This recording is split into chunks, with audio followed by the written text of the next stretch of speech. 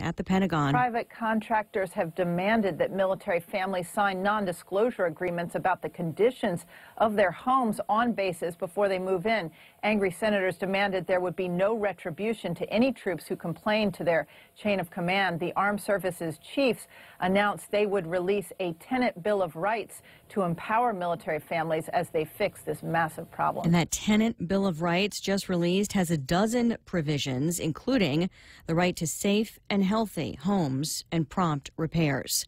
A French citizen suspected of working for ISIS in Syria is convicted today of murdering 4 people at a Jewish museum in Belgium's capital, an attack that crystallized fears in Europe about foreign fighters returning home to commit acts of terror.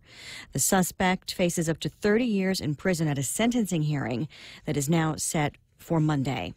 An hour to the close on Wall Street, a sell-off continues, blamed in part on continued anxiety about a global slowdown. Traders say trade-dependent stocks have been especially hard hit after the ECB, European Central Bank, unveiled plans to deploy additional economic stimulus earlier today. Fox Business Network's Jerry Willis. The ECB said it would leave interest rates unchanged until at least the end of the year and would launch additional cheap bank loans. The move raised fresh worries about the health of the global economy and concerns for international companies doing business in those markets. She's at the New York Stock Exchange, where the Dow right now is down 277 points. I'm Lisa Brady. This is Fox News.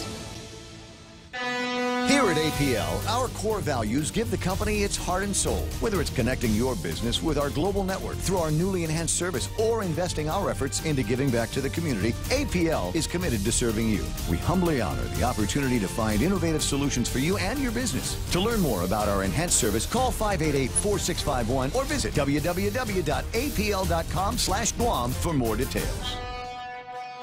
Security Title is honored to join in sponsoring Ray Gibson on The Point. Half a Day. I'm Mark Benventi of Santa Rita, and this is where I start my day, listening to the voice of our community and sharing thoughts and issues that affect us all. It all boils down to our people, our land. Protei Igumamo. Protect your home. When purchasing or refinancing your home, remember to call the professionals at Security Title, just like you call Ray Gibson in the morning. Tired of your wireless prepaid service cutting you off when you reach your limit? Introducing Unlimited for Less with the new $2.50 a day prepaid plan from GTA. Enjoy unlimited local calls, local text, and unlimited data for only $2.50 a day. And now including unlimited calls and texts to the U.S. You can post, call, or text without worrying about reaching your daily limit. Come into any GTA store or visit gta.net for more information.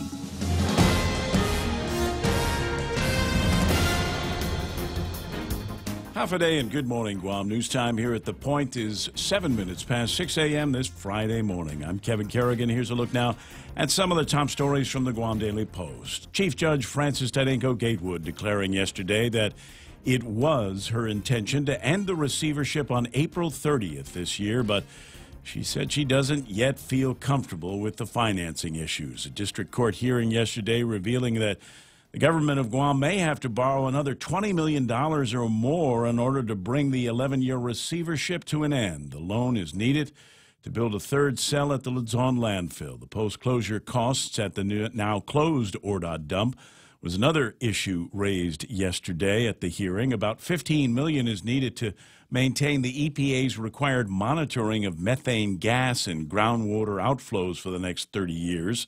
But only $6 million has been set aside, $9 million short of what's needed. The plan was to have a trustee appointed to oversee the post-closure management, but the GBB's principal associate, the federal receiver, David Manning, told the court that no one responded to their request for trustee services. Governor Leon Guerrero agreed to have her fiscal team put together a plan to address all the issues raised yesterday. They'll be back in court on April 10th. Judge Gatewood said she's going to prepare a post-closure order, and if she approves the governor's fiscal plan, she still intends to end the receivership at the end of next month. A spirited debate yesterday at the legislature during a full day of testimony on a bill that would legalize the recreational use of marijuana on Guam. Senator Clint Rigel introduced Bill 32-35, saying the aim is to create a new industry and new jobs and spur new revenues for government of Guam. Chelsea Munya Breck, the Department of Agriculture Director, supports the legislation. She said the bill is refreshingly uncomplicated and it would provide a substantial boost to Guam's economy. Dr. Chris Dombrowski testified in support, saying cannabis is safer than caffeine, nicotine, and alcohol. Attorney Tom Fisher also testified in support, saying he began self-medicating with marijuana while being treated for cancer. However, teacher Irene Emanuel expressed concern, saying she's seen students in her class unable to do their work because they were so high on marijuana. And Bill Cundiff, the president of the Air Force Veterans Association, said his organization opposes the bill, saying it would create more liability for Gov Guam, and no one has conducted a study on what the impact would be on the island. Also in written testimony, UOG Associate Professor Ron McNinch said cannabis, recreational or medicinal, would still be prohibited on Guam because it is prohibited by the federal government. We'll have more news after this.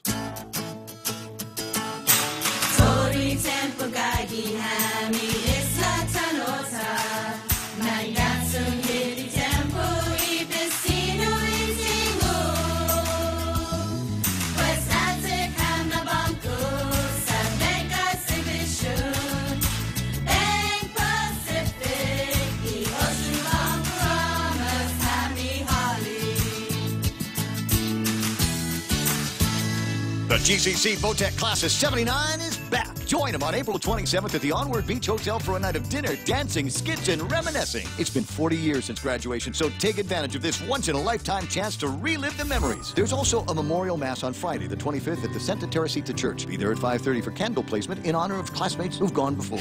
Tickets for the reunion on the 27th are on sale for $40 a person. For details, find Connie Kittigwas and Nicholas at 488-6108 or Kathy Diaz, 777-3243. Viva 79ers! 10 minutes past 6 a.m. here at The Point.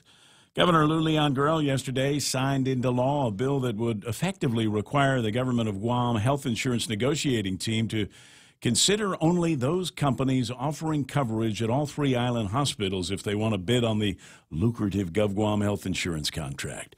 The measure was introduced by Speaker Tina Muñoz Barnes, and it would effectively require Take Care Insurance to provide coverage at Guam Regional Medical City for its members who are GovGuam employees or retirees. It does not require health insurers to provide coverage at GRMC for private sector employees.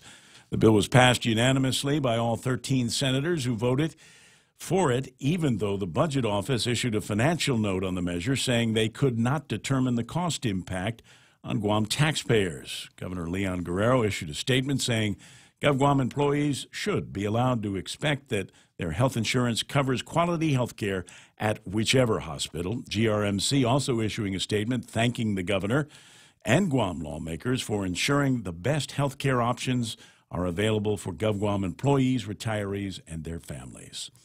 An audit report released yesterday showing the government of Guam retirement funds unfunded liability went from $1.26 billion in 2016 to $1.27 billion in 2017. Although it was a slight increase, the unfunded liability has been an ongoing concern for years. The audit was released by the Office of Public Accountability. The audit repeats previous warnings saying that the unfunded liability is now so large that it simply cannot be ignored or put off for future generations to contend with. For these stories and more, log on to postguam.com or pick up a copy of today's Guam Daily Post. Ray and Mike now with some weather. I gotcha. Mostly sunny today, Kevin, with a slight chance of light showers. Becoming mostly cloudy tomorrow. East winds 10 to 15 miles an hour, increasing 10 to 20 miles an hour. Tomorrow, highs around 87 degrees and overnight lows 75 degrees. Sunset at 6:30 tonight. Sunrise tomorrow 6:33. Notice how the numbers are getting closer together as we march through this early part of the year, huh? That's right. And let's see. Today's the 8th, so that's 9th, 10th, 11th. That means Tuesday will actually be our equinox. That's when the sun will rise and set at the same time. That's I want to say it's going to be 6:32, but I'll have that as we get a little closer. That will be our equinox, which is different than the actual equinox, which actually will take place on the 22nd. The reason for that is because we are below the Tropic of Capricorn. So we get equal days and nights sooner than those northerly latitudes. Sound like a Paul Simon song. Yeah, could be. Yeah. 6:13. And we got the radar up, so you want to riff on that for a second. Tell everybody what the near-term forecast is going to look like. Looks like we've got some widespread scattered showers out there, and this, or I should say isolated showers. Nothing scattered. It's not quite that numerous. North side may be getting some here in the next hour or so. Could see a shower on the way to work this morning. This is all part of what was told in the forecast with we've got a shear line that's pushing on down in, and it's going to kind of team up with a weak trade wind disturbance over the weekend, and that's actually kind of starting to happen now. I can't really see much to the east of us. This is mostly to the west, but you can see some of those clouds flaring up in the northern parts of the Marianas, and then a big cold front way up to the north. You see north of 20 degrees, and that's all clouds associated with a cold front. Some of that energy will make it through here through the weekend and kick up shower chances just a bit, but nothing too Yeah, I was big. going to say, this thing says mostly cloudy tomorrow. There was, I was thinking there might be some grill mark happening tomorrow. I think it'll still be good for grill marks. As a matter of fact, when the clouds are out, you have to be more careful because they block out the sun but let in the UV. Yeah, So well, I'm not going to get cancer, so don't worry about that. 6:14 in the morning, and that's news and weather together, brought to you by Bank Pacific. Where others put branches, they place roots. When your family needs medical care, how often do you find the need to visit multiple clinics? When a child has a serious ailment, do you find yourself meeting a medical provider only to learn you must go somewhere else for testing? At the FHP Health Center, you can find multiple specialties and testing services under one roof. And if your family needs urgent care, FHP is there for you with convenient weekday, evening, and weekend hours. Voted the island's best clinic in Pika's Best 2 years in a row. FHP, our island, your clinic. Learn more at fhpguam.com. It's 6:14 in the morning. Portions of the Ray Gibson Show brought to you by my friends over at King's Restaurant. And I don't know, they've got a new flyer, but I think it's got all of the same favorites that I've been talking about in their Lenten menu, including whole parrotfish, orange shrimp, grilled salmon, parrotfish and chips, and my favorite, parrotfish escabeche. It's all part of the Lenten menu over at King's.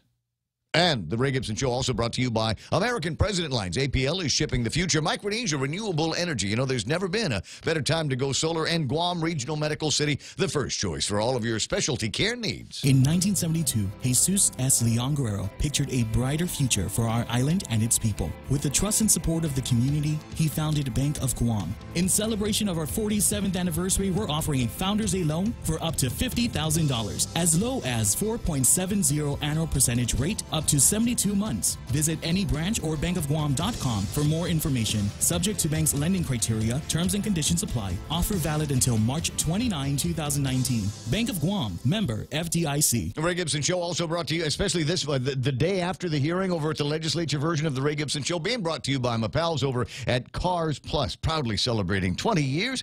We've got a great father-daughter team and a great team of sales and service people that are going to help you out anytime you need it. Got questions about maybe putting together a fleet operation? Then make sure that you talk to Dunge Reus, and the next time you go to Cars Plus. It's Lent, and Wendy's has 3 words for you: simple, clean, and honest. A perfect Lenten meal is waiting for you there. Freshly chopped garden salad, wild caught North Pacific cod fillets, and freshly brewed honest green tea. Simple, clean, honest meal at Wendy's. Now that's better. And you know what? You could save up to 50% with NADBO Insurance's Bundle Up plan. Call them today when they're open at 477-9754. The Ray Gibson Show. Morning talk that matters. Call now, 888-TALK. That's 888-8255.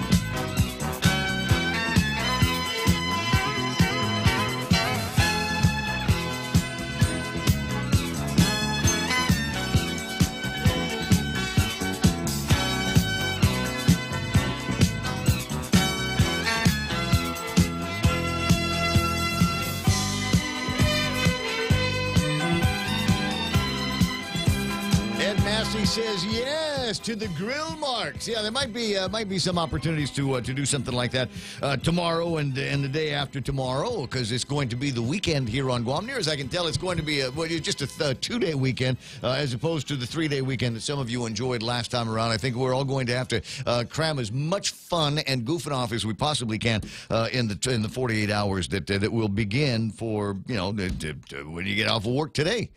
And for me, getting off of work is, what's that going to be, about lunchtime?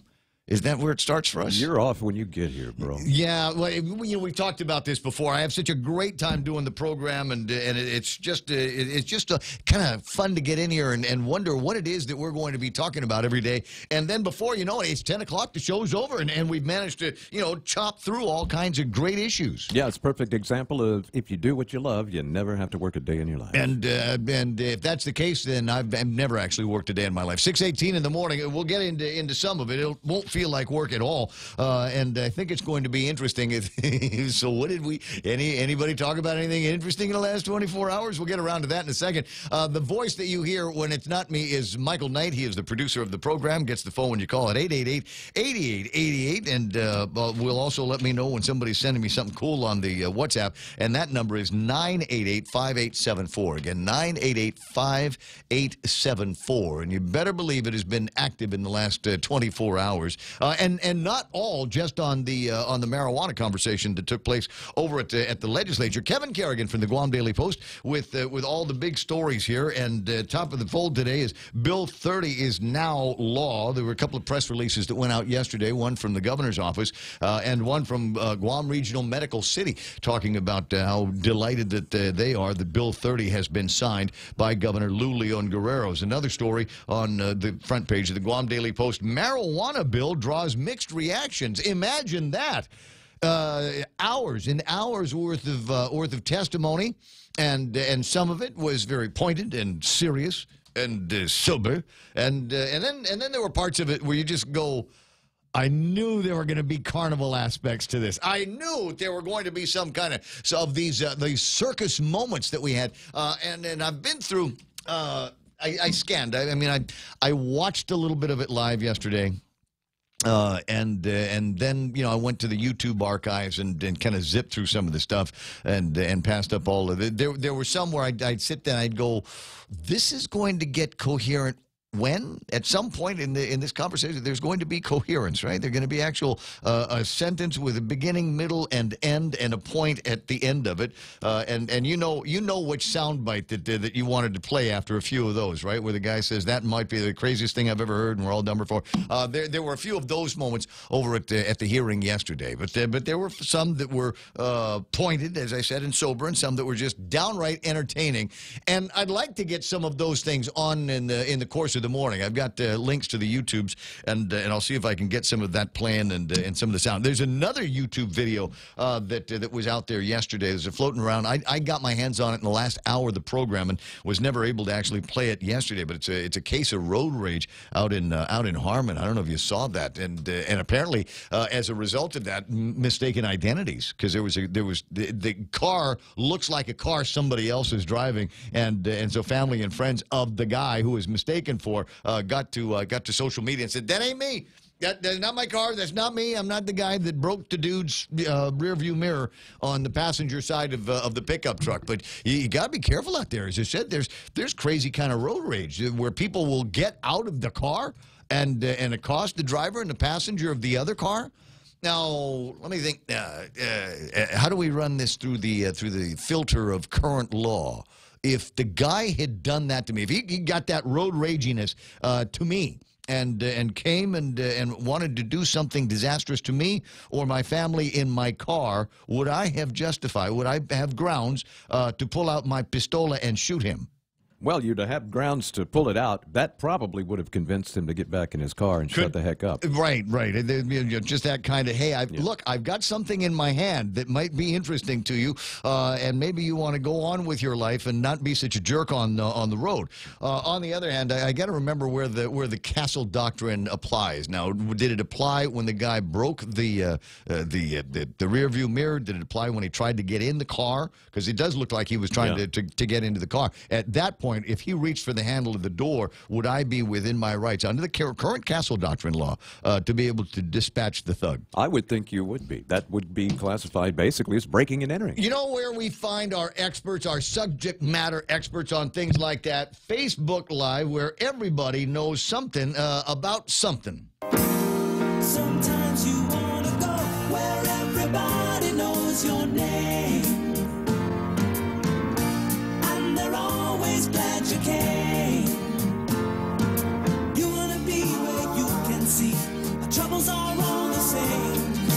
You want to be where everybody knows your name. I see my buddy Ismail, very first one online today. John Ray Titano, Biba, Betness. Welcome to Friday there, brother. And Ismail with a reminder that daylight savings times creeps up this weekend. Will not have much of an effect on us. Could be bothersome for people that have to make communications with family, friends, and business relations out in the United States. But for all intents and purposes, we are the island of common sense out here on Guam, and we don't need to do the daylight savings time because the sun comes up early enough and it stays up late enough. We don't actually need it. Tony and Annette and Pinko Ada, good morning to you.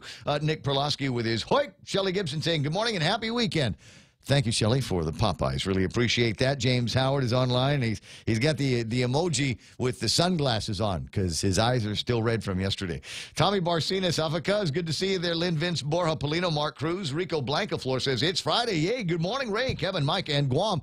And thank you, Rico, who as soon as the link came on this morning, shared it. With his Facebook family and friends. I appreciate that. And if you've got, if you can find the share button on whatever it is that you're watching this program on, yeah, please do me a favor and share the program with folks. There's still, as I mentioned yesterday, still a few people that don't know that I'm back on the radio here on the Point, and it'd be nice if we can share that happy news and the fact that we're also streaming on Facebook Live, YouTube Live, the Guam Daily Post website, and of course the radio station's website at thepoint.gu. Thanks, Rico. Appreciate it. Juanita Machi is waving around, and Bert Menensala, John St. Nicholas, have a great Friday and weekend to all. Randy Kruger is doing his waving and clapping. Charlene Marchessault. I see Timmy Lujan, Nita Muffness. And there's the Valentine's Eyes, Ron of Zehi, Ken LG, who's, I'm sure, got something interesting to say about the now signing into law of Bill number 30. I think there's some new graphics that are floating around on websites all over the island. Buddy Simon Sanchez is online. Hoffa Pam Duval, Joe Bloss. Yes, it is what we refer to as the race to the point. Ken LG says, Bill 30 proved that Mark Twain was right when he said no man's health, wealth, or property is safe when the legislature is in session. Get ready for the next nail in Guam's financial coffin with the almost guaranteed passage of the casino bill having a hearing today at 9. Oh, Ken, you stole my thunder. That was going to be among my first riffs today. Was where we get to go with the legislature. You know, they had a long adventure with the marijuana smoking guys yesterday, and today got another adventure.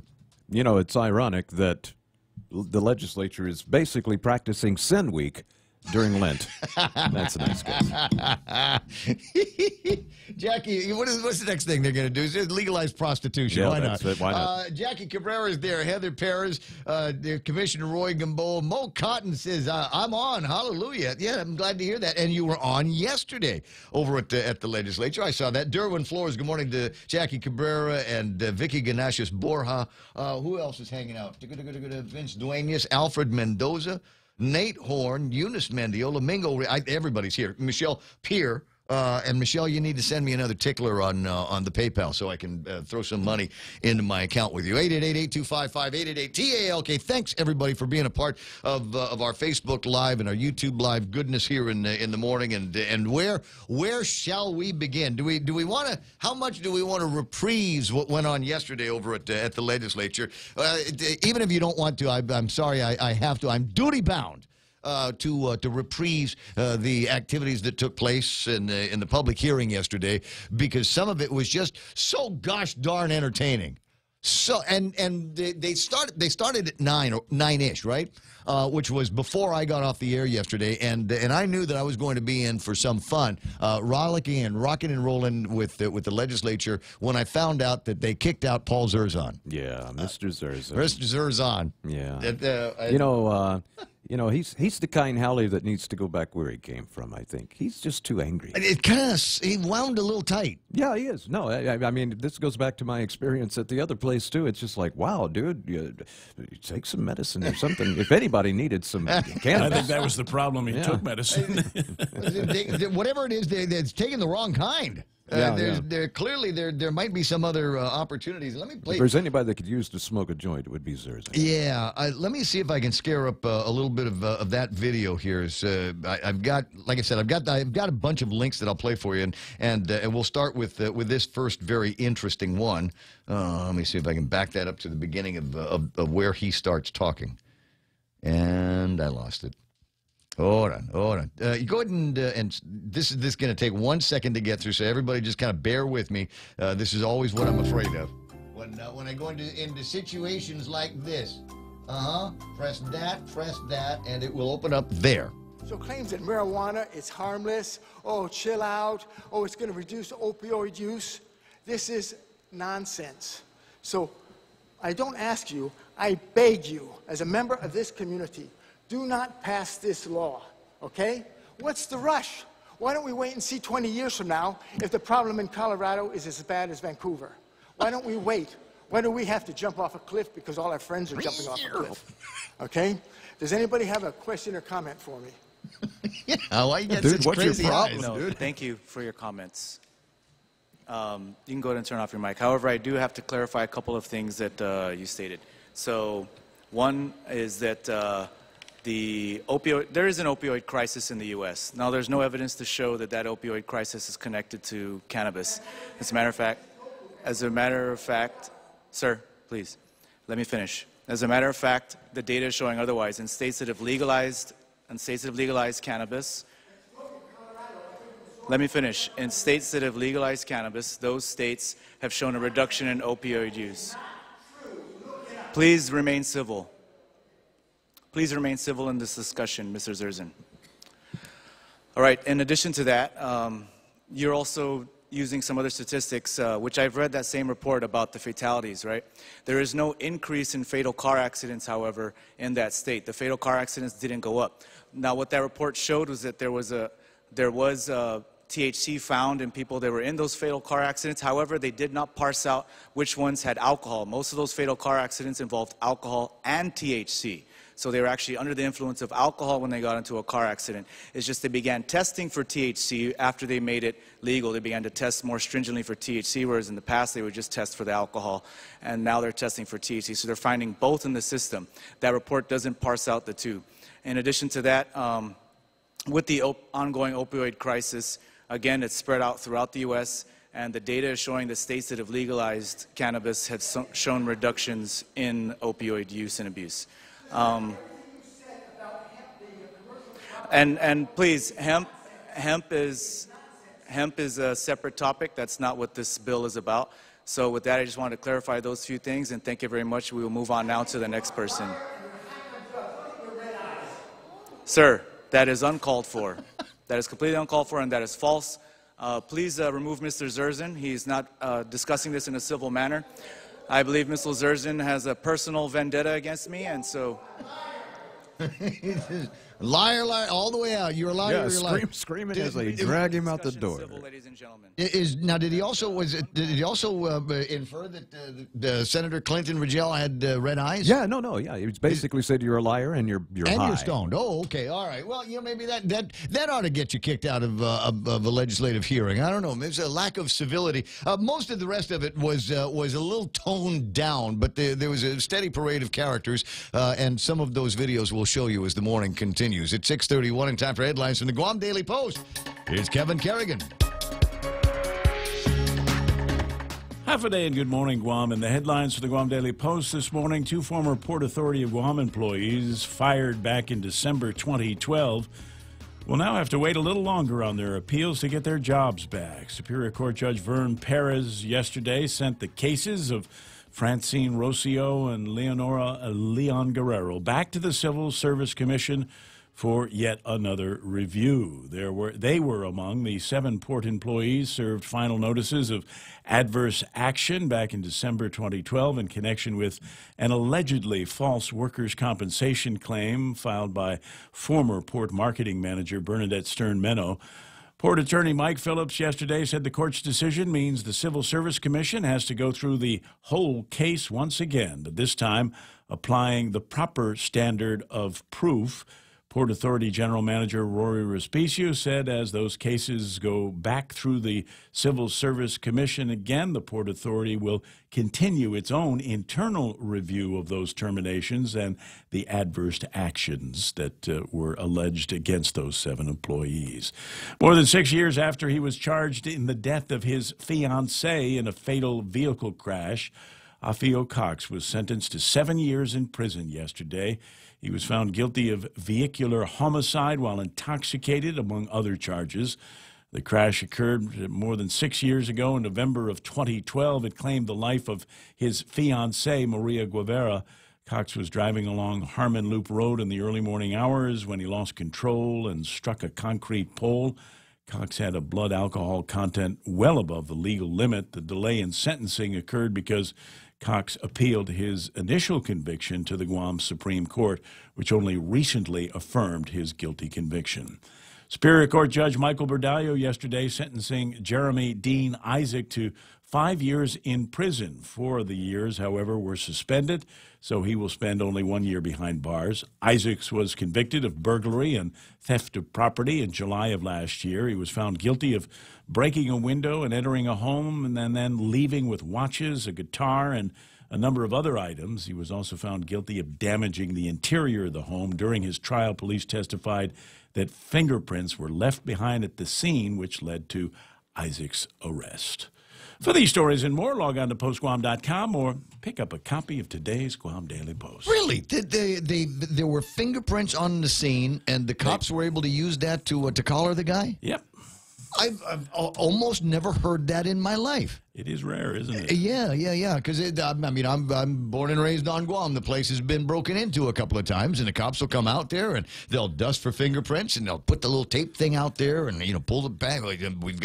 We've got something now, but I almost never hear that they're able to.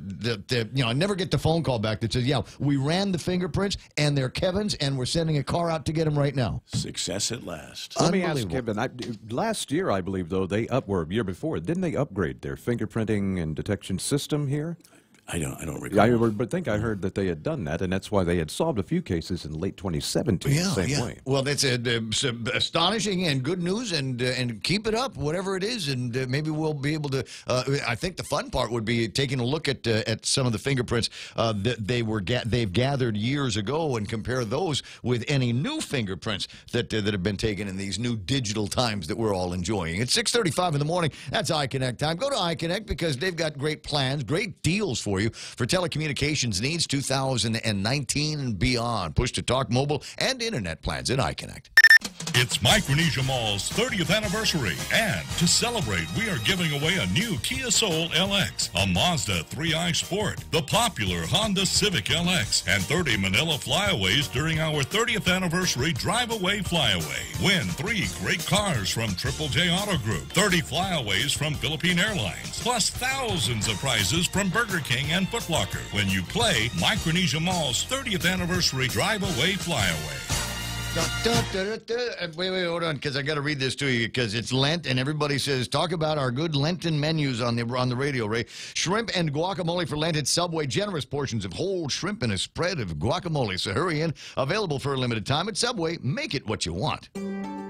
Guam Regional Medical City. We bring the healthcare advances of the world directly to you. We are an acute care hospital that complements your needs with our robust outpatient specialty clinics. From preventative care to critical care, we strive for consistent excellence at GRMC. Our core philosophy is where patients are partners, which means we work as a team to make a healthier version of you. For more information about GRMC, visit us at grmc.gu.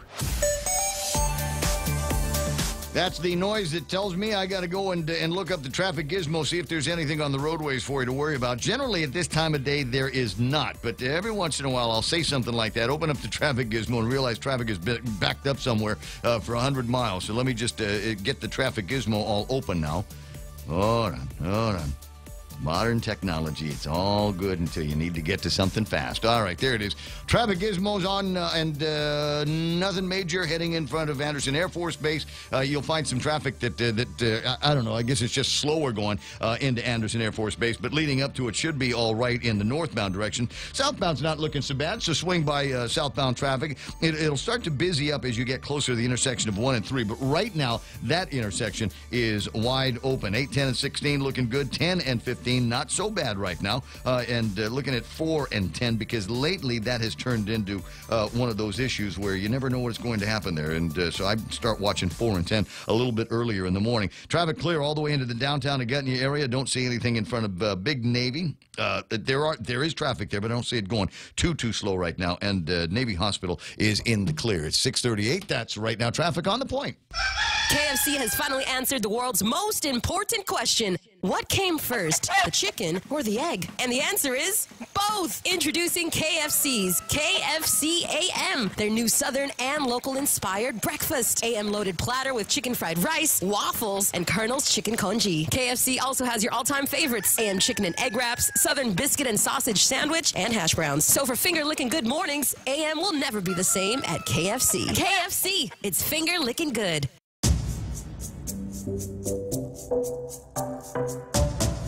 Any speaker, anytime. The Ray Gibson Show.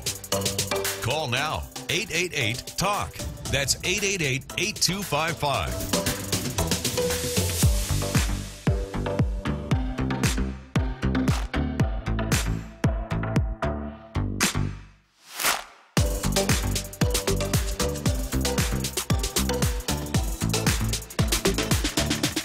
6:39, and I need to say something. Number one, I love Facebook.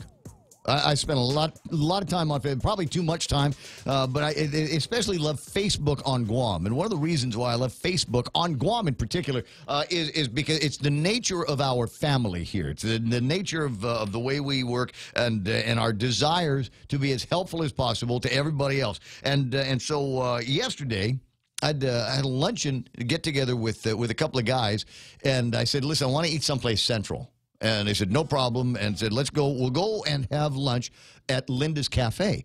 And it's not the first time I'd ever been there, but it's been years since I'd been to Linda's, and frankly, I'd forgotten about what they had, and I didn't want to spend a lot of time and then risk ordering something on the menu that I didn't think I'd like. So I went online yesterday and said, hurry, at Linda's for lunch, what do I eat? And it bam!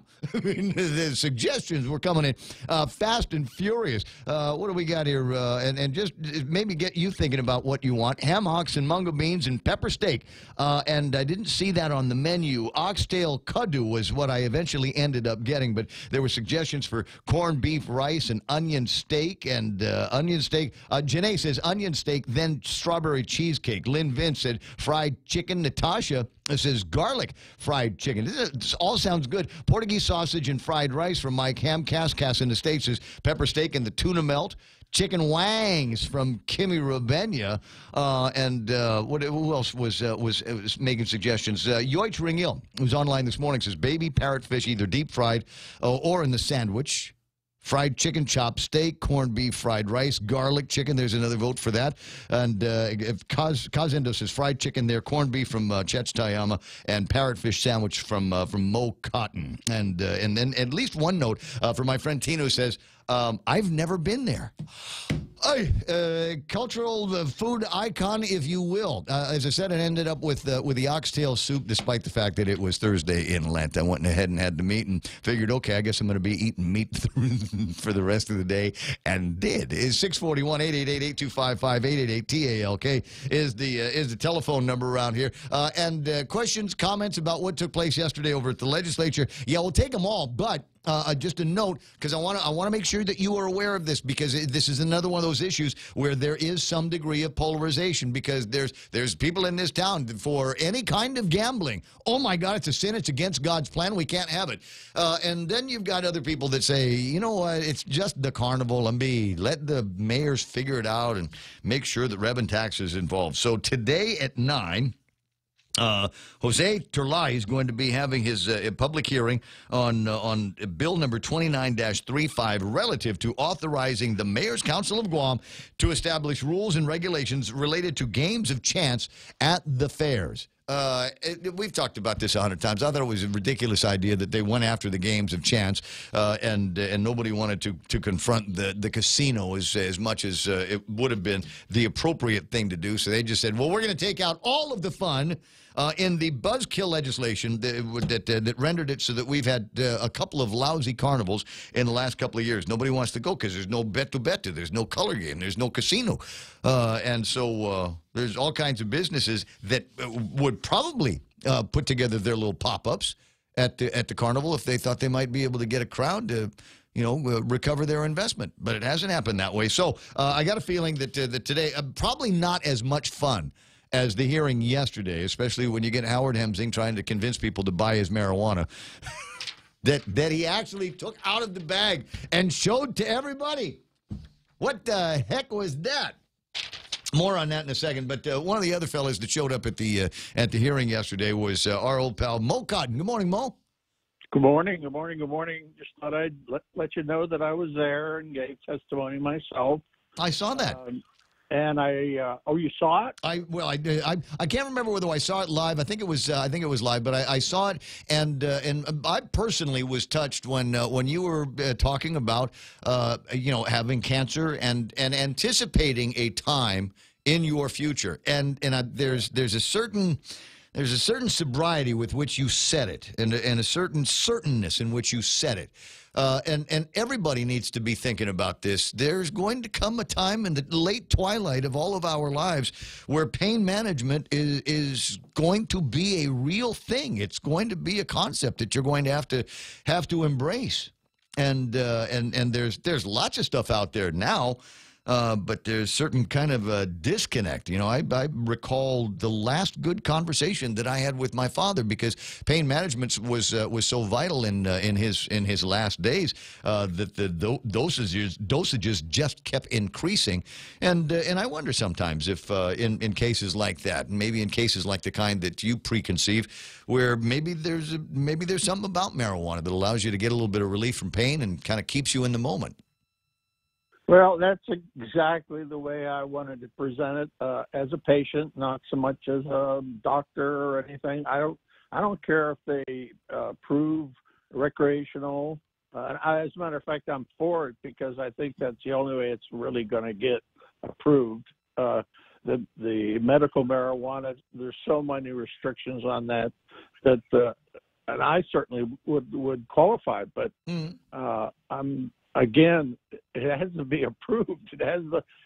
We have to get all the signatures to get it out there, and so I don't think it's going to happen. I think the only way it's going to happen is doing it the easy way, which would be recreational. Yeah, and just make it so that you can grow whatever it is that you're going to grow. Just keep it in the house, keep it away from the kids and the grandkids, and everybody will be happy, and you'll be able to pull it out of the ground every once in a while and go hang it in the garage and dry it out, and then you know how to roll the little cigarettes, right? You know how to do that? No, I don't know how to do that. Strangely enough, neither do I. Despite the fact that I grew up on Guam in the 1970s, I never got that particular skill. I did hang out with a guy that was able to roll joints while he was driving with his kneecaps, and I always thought that was just a very, very unique skill. It's just one of those cases where if you applied that much energy in learning that skill to everything else that you do in your life, you'd be a doctor, a lawyer, astronaut, and a president. No, I just go out and buy the cigarettes, and they weren't that expensive. But I finally gave them up when I was 26 years old, which is over 50 years ago. So I gave them up. No, I'm sorry. I thought you were talking about recent times that you're going out and buying marijuana cigarettes. No, oh no. We can't do that on this island. You can do it in California, of course, or Colorado. But that was my point. And but the other thing was, it was entertaining to watch the gentleman who was against the bill because people die from marijuana, and it's a horrible thing, and it's a gateway to hell and all that kind of stuff, and the screaming and yelling that the chairman was a liar. It was an entertaining part of my. Oh, can you imagine? I can't imagine being sitting at that table, and I've been, Paul and I have we've had communications on the radio many times. He just comes in, and the heart rate is already at about 180, and his eyes go kind of crazy, and you don't generally see that when he's on the radio, but there it was at the legislature, and to the point that he had to be asked to leave by Clint Ridgell. A real smooth move by Clint.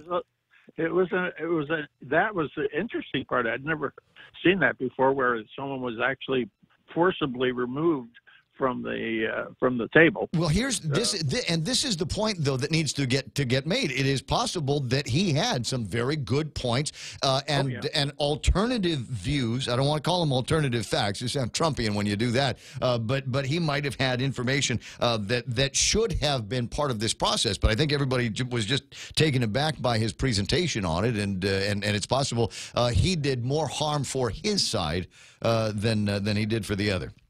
It was only the ending that was so harsh, but that he did have some pretty good facts, I think, in his presentation. Made me think, obviously we want to keep it away from the kids and all that, but so you're supposed to keep liquor away from the kids too. There's just so many other things that are important in this process. Kids are pretty crafty, and they're smarter than you think, and there's all kinds of things that we can do to prevent kids from getting their hands on something and doing things or not doing things that they're not supposed to do. But they'll always figure out the loophole. They'll always figure out the wiggle. It just is. Yeah. I was a little concerned about the 21 age limit since we send people off to war when they're 18, but that's a fight of another color at this point. My point is that I just don't want to be in pain, and I'm not in pain now. I don't want to ask anybody to feel sorry for me, but I've been fighting cancers for 19 years now. And I won't take chemotherapy. I'm a big non-believer in that one. I'll just take a few hormone shots, and hopefully it'll just rest there, and I'll die of old age or something. How old are you? I'm 83. 83 years old. I always like to say that. I'm going on 84, but I feel great. I have a little trouble walking my dogs as long as I used to, but I still do it twice a day, rain or shine. Yep. Well, I tell you what, I saw you at the Payless last weekend, and you're looking fantastic. So whatever it is that you're doing, keep it up. Okay. All right. Love of a good one. You got great women in your family, too. You got great women in your family, and I know they take good care of you. 10 away from the top of the hour. Mo Cotton reprising again a conversation that he was having over at the legislature yesterday. And speaking of cancer, I want to see if I can pull this up, and maybe there's a video that will be attached to this story. But I don't know if you heard it, but Alex Trebek has announced that he has got stage 4 cancer. And it's not the easy ones either. He's got stage 4 pancreatic cancer. And that's usually a death sentence. He made his announcement yesterday. Mike, if you could, see if we can get this audio up. Hi, everyone. I have some news to share with all of you, and it's in keeping with my longtime policy of being open and transparent with our Jeopardy fan base. I also wanted to prevent you from reading or hearing some overblown or inaccurate reports regarding my health. So therefore, I wanted to be the one to pass along this information.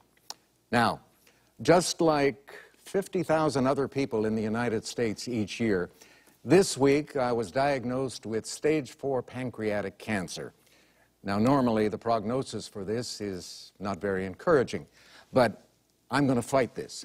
And I'm going to keep working, and with the love and support of my family and friends, and with the help of your prayers also, I plan to beat the low survival rate statistics for this disease.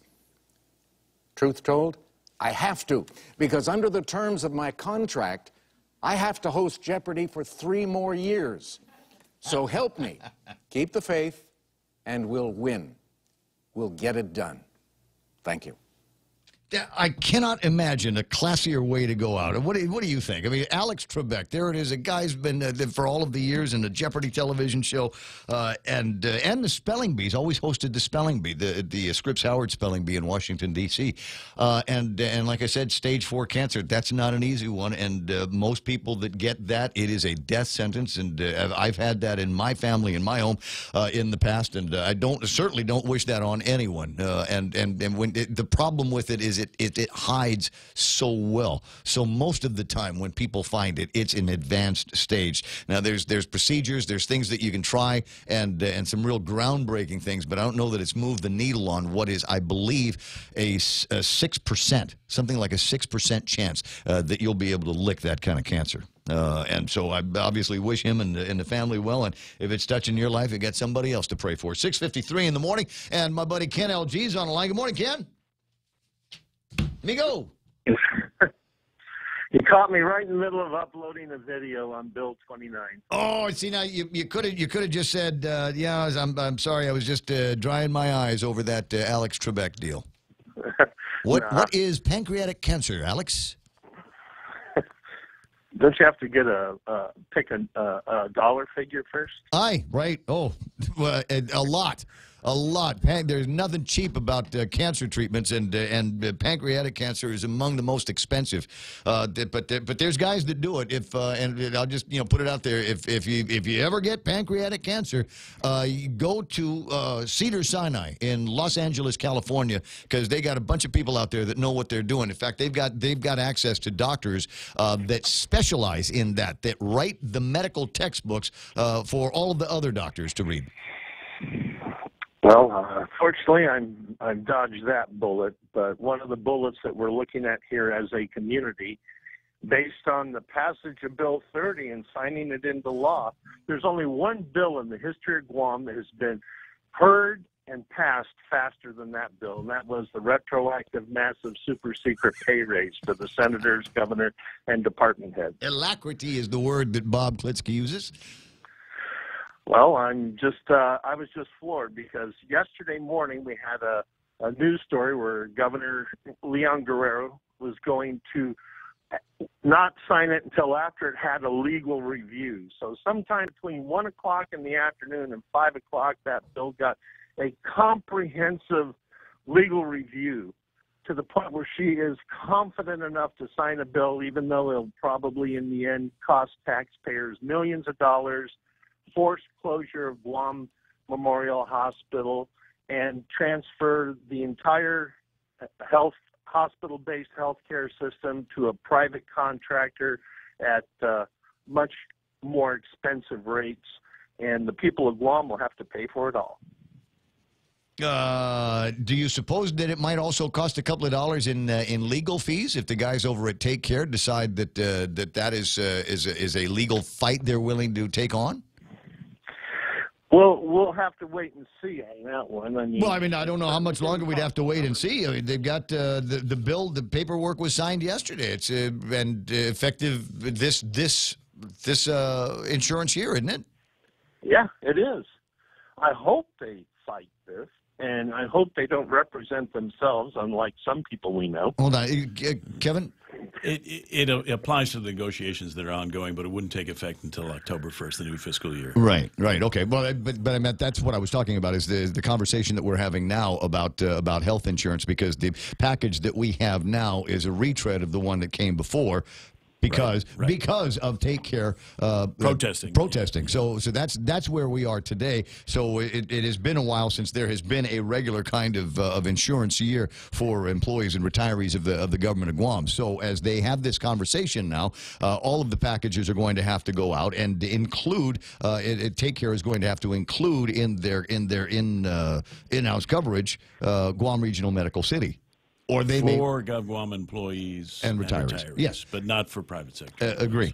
So that's where we are today, and we'll see if Take Care wants to do that, if they want to be held by the Guam Code annotated.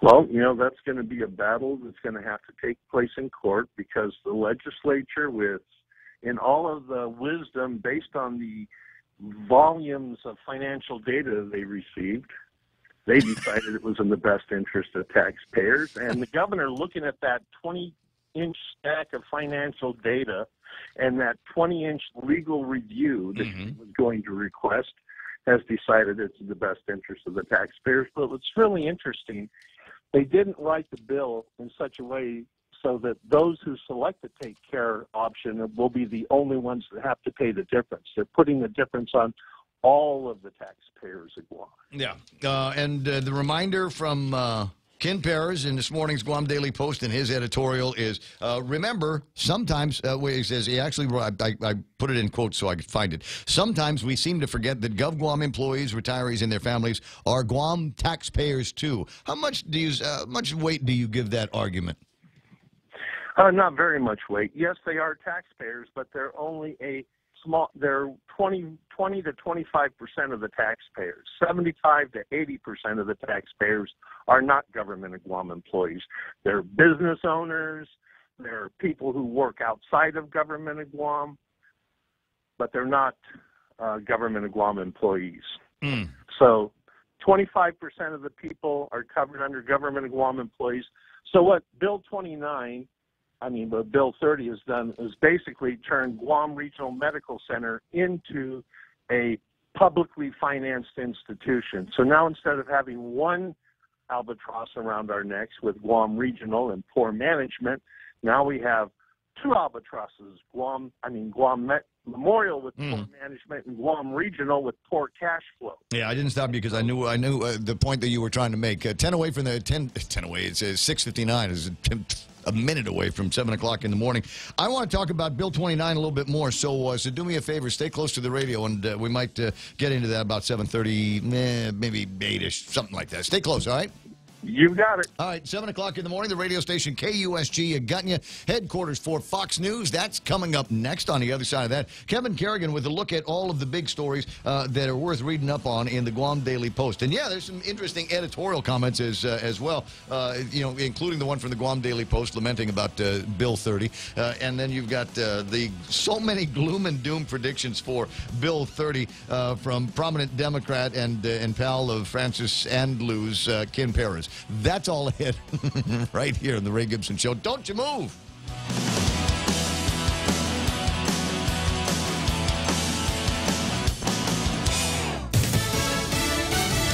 The president's former campaign chairman is learning his fate. Lisa Brady, Fox News. It's the first of two sentencing hearings, and it's underway. Fox's John Decker is live at the White House. Former Trump campaign chairman Paul Manafort was convicted last year in Virginia on 8 counts, including tax fraud and bank fraud. The guilty verdicts pertain to work Manafort did in Ukraine years before he began working for the Trump campaign.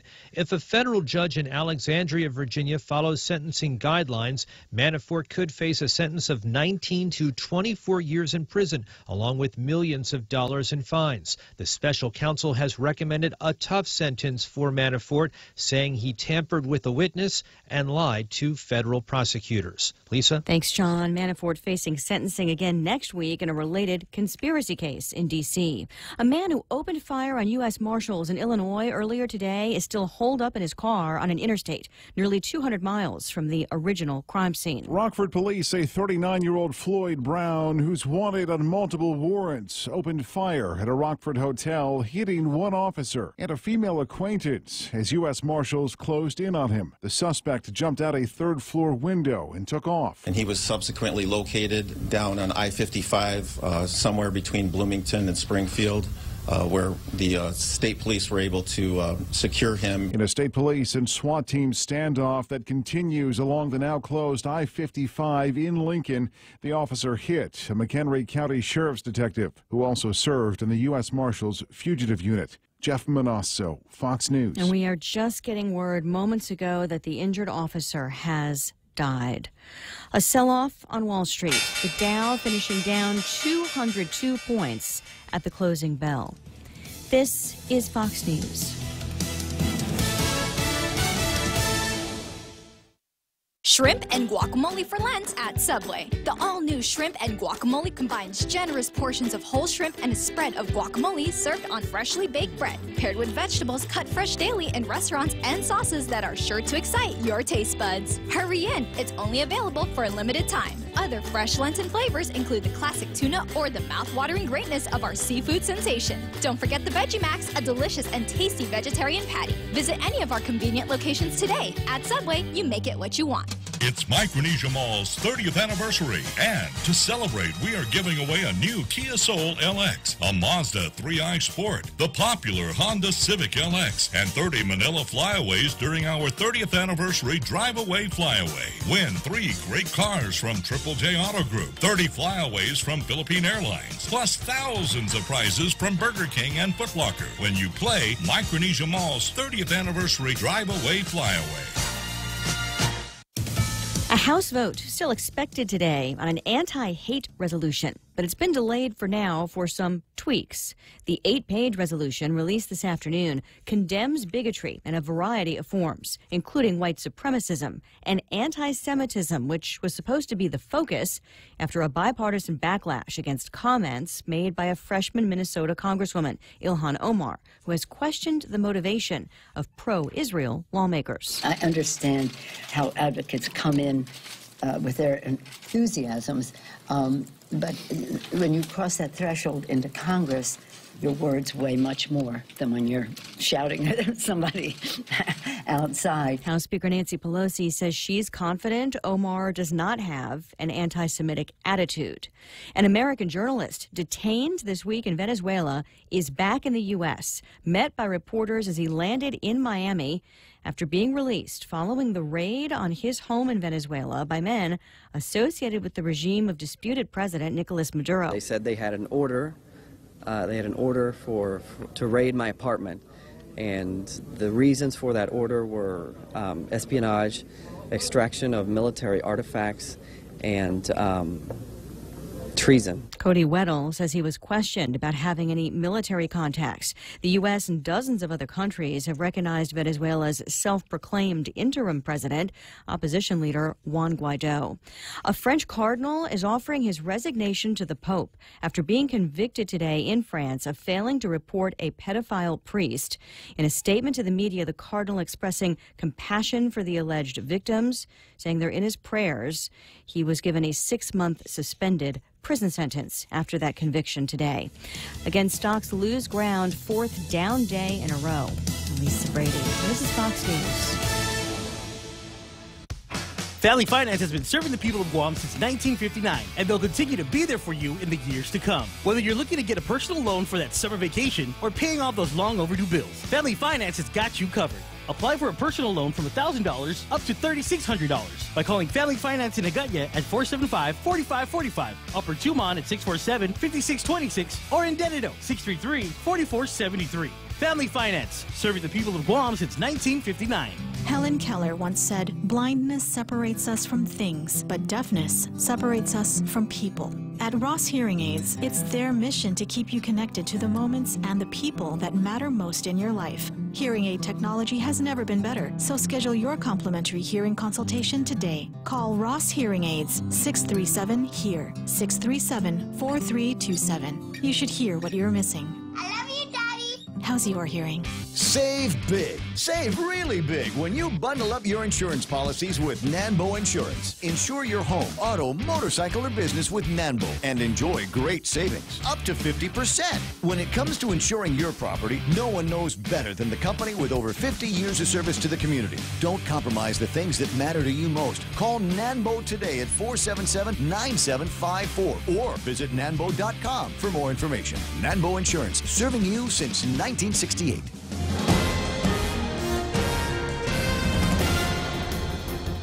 Half a day and good morning, Guam. News time here at The Point is 7 minutes past 7 a.m. this Friday morning. I'm Kevin Kerrigan. Here's a look now at some of the top stories from the Guam Daily Post.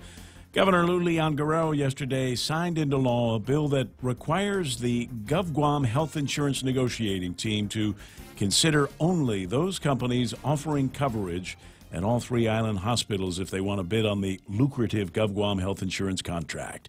The measure was introduced by Speaker Tina Munoz Barnes, and it would effectively require Take Care Insurance to provide coverage at Guam Regional Medical City for Take Care members who are GovGuam employees or retirees. It does not require health insurers to provide coverage at GRMC for private sector employees. The bill was passed unanimously by all 13 senators who voted for it, even though the Budget Office issued a financial note on the measure saying they could not determine the cost impact on Guam taxpayers. Governor Leon Guerrero issued a statement saying GovGuam employees should be allowed to expect that their health insurance covers quality health care at whichever hospital, public or private, they may unexpectedly find themselves at. GRMC also issuing a statement thanking Governor Leon Guerrero and Guam lawmakers for ensuring the best health care options are available for GovGuam employees, retirees, and their families.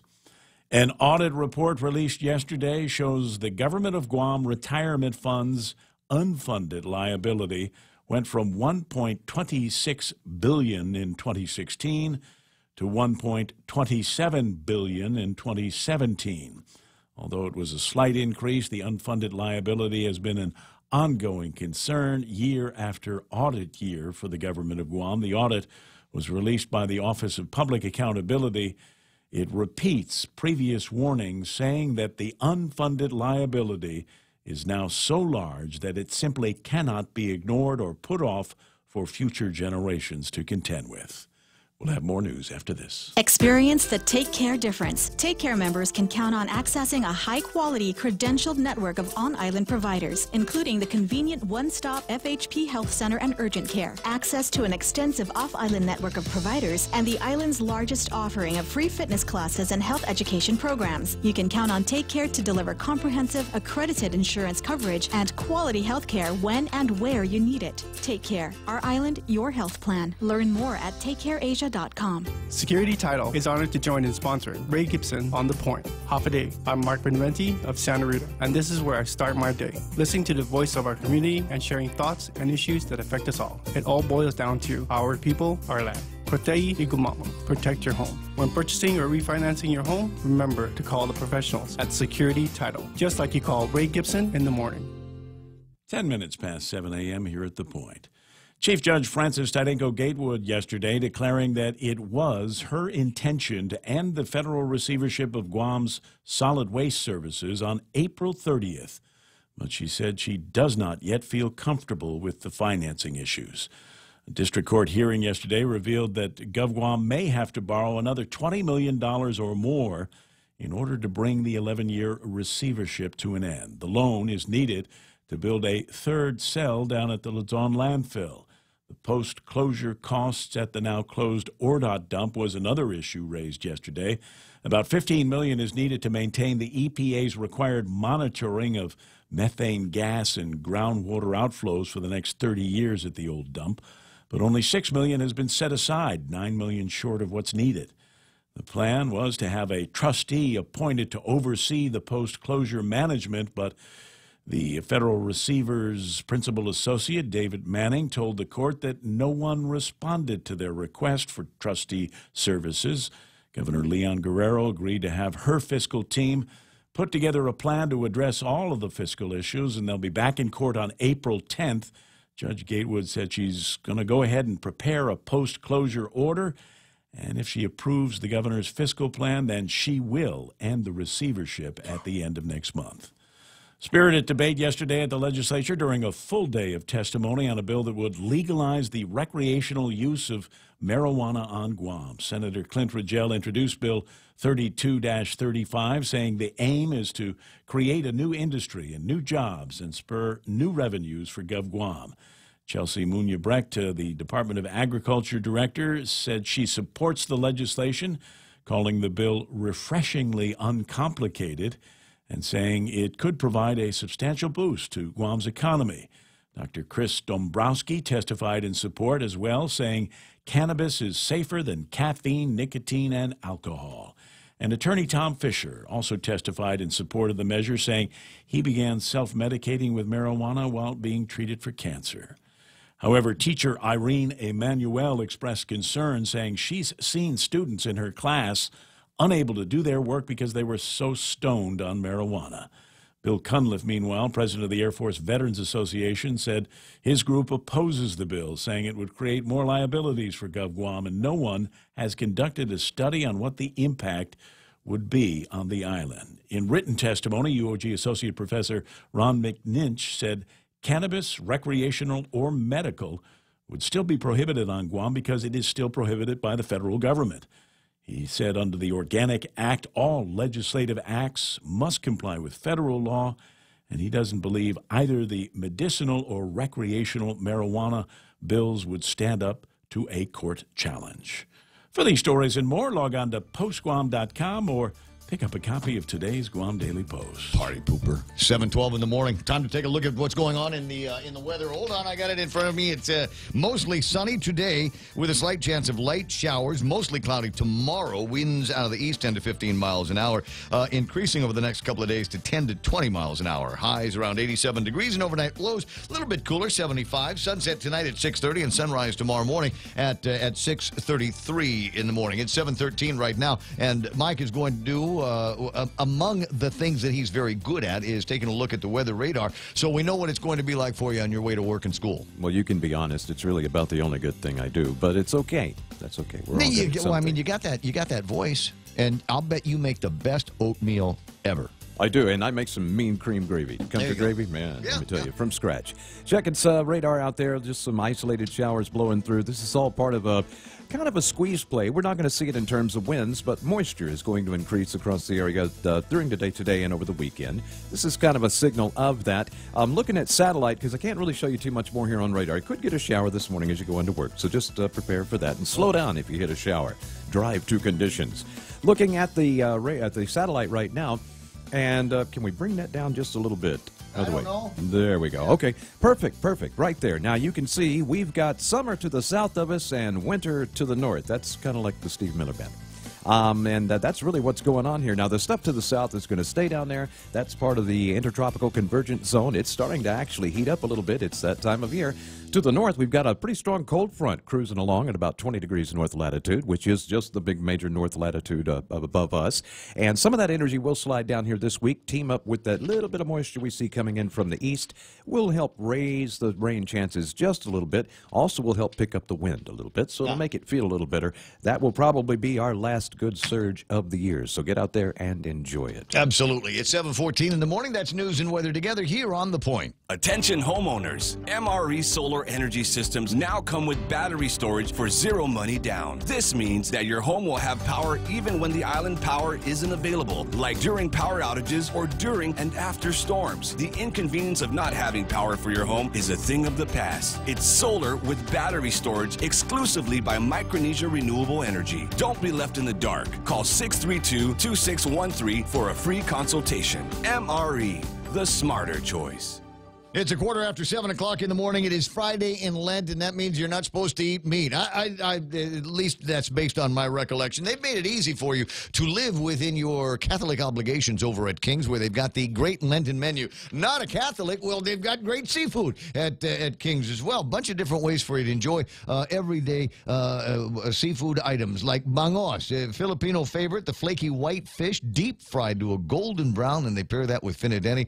Serve it with steamed rice. I'm a nut for escabeche, parrotfish style, chunks of tender grilled parrotfish, stir-fried with cabbage, bell peppers, eggplant, and simmered in a turmeric and coconut-based sauce that will have you coming back. You'll want Lent to last another 40 days with the great kind of food they've got at King's.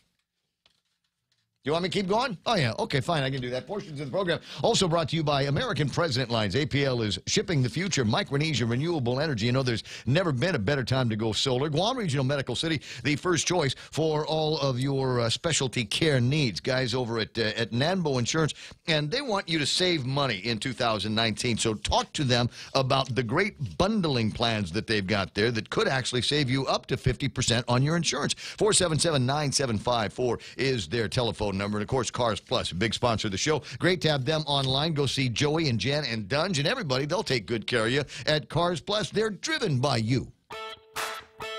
The Ray Gibson Show, bringing you closer to the action. This is The Point, Guam's FM News Talk Superstation.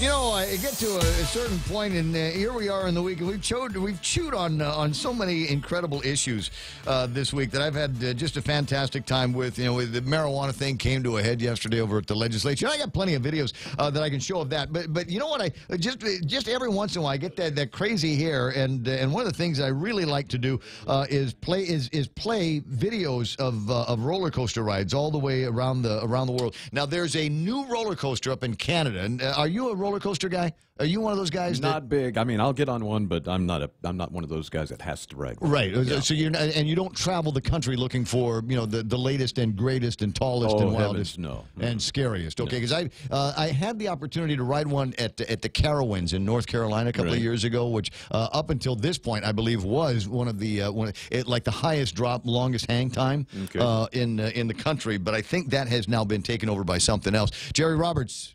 Your experiences on roller coasters? Anything? Will you get on one? No. No, there have been some. I've done it a couple of times, but the new level of scary that they're building into this technology. There's some stuff out there that just is frightening. I will tell you, the coolest roller coaster I did ride was the one where your feet hang down below you. Yeah, and that's one. This is one of them. I'm playing the footage now. It's animation, but it's actually pretty good. It'll give you a sense of what it's like to ride this. It's called the Striker up in Canada. And this thing is it's way up there. It takes a long time to get up there, and then it will come to the edge where it will. This is your point of view now. It will hang for 3 seconds, and then they'll release the brakes. And to fall not too far off from the style that they use over in the Carowinds here. Yeah, we'll do a couple of loop-de-loops in here, and the ride will last you about 2 minutes of stark raving terror and screaming on this thing. So the next what fun! It's giving me vertigo just watching it, man. I know it. See, ups and downs, and there's a couple ones that you'll notice. It looks like you're going to plunge into the ground, and the ground, they build in a trough into it. So another means of scaring the hell out of you. I think that's fun. What? Another big drop. Isn't that something? And the crazy technology that they got. So for those of you that might be doing some traveling, thinking about doing something different in the summer, first of all, go to Canada, because it's not Canadian people are just the most awesome in the world. Right? There's a story I'll tell you a little bit later on about a store that the managers left the doors open. And a bunch of people didn't realize the place was closed. They went in and nobody around. And so the Canadians, because they're nice people, would either write out an IOU or actually leave money somewhere and just say, listen, I came in, got some cigarettes and Slim Jims. I think it was $8, and here's $8, and just go on their happy way. Just incredible people. In America, we loot the place. In America, there wouldn't have been anything in the store. Have you seen the video taken from a dash cam that was of a near collision between a truck and a motorcycle in Canada? So you would expect road rage because they both stopped. but they stopped so that they could check on each other. Yeah. Oh, hey, Bray, are you okay? Right. I'm okay. Okay, man. Sorry about that, man. Oh, it's okay. It was my fault. It just went on for like 2 or 3 minutes, and then they both got on their cars and went on their way. I needed to get up to a town called Chilliwack a few years ago. I mean, long time ago. I was up in Washington visiting some friends, and there was a radio station that had some equipment I wanted to look at up in Chilliwack, which is just north of the border in Washington State, right? So you get up there, and I kind of lost my way. I didn't have GPS at the time. The rent-a-car didn't come with anything like that, so I needed to stop by somewhere and get directions. And I got into a gas station, and must have been 10 miles out of town, and was asking questions about, what's the fastest way, what's the best way to get to Chilliwack. And I eventually had to leave because there was a debate raging from the lady in the front and the trucker that came in and another farmer, a guy up there, and they said, no, you want to go this way, son. No, don't listen to him. We'll get this other thing. And it's everybody bending over backwards to give me the best set of directions to get to Chilliwack. Sure. Just incredible people. So let me, while I've got a couple of minutes here, take an opportunity to tell you what happened on the market, because that's what I'm supposed to do at this point in the program. The markets are all in the red here. The S&P 500 lost 22 points to close at 27.48. NASDAQ's off by about 84 points to close at 74.21. Dow Jones Industrial Average at 25,473. That's off by 200 points. Multiple down days in a row for the Dow, and that's got all of the pundits talking. Interesting news here. It says breaking: Eventbrite crashes 25% after giving weak revenue guidance. Eventbrite is one of those websites. If you are doing a concert, I think there's might be Toastmasters might be using Eventbrite to let people know about when their meetings are.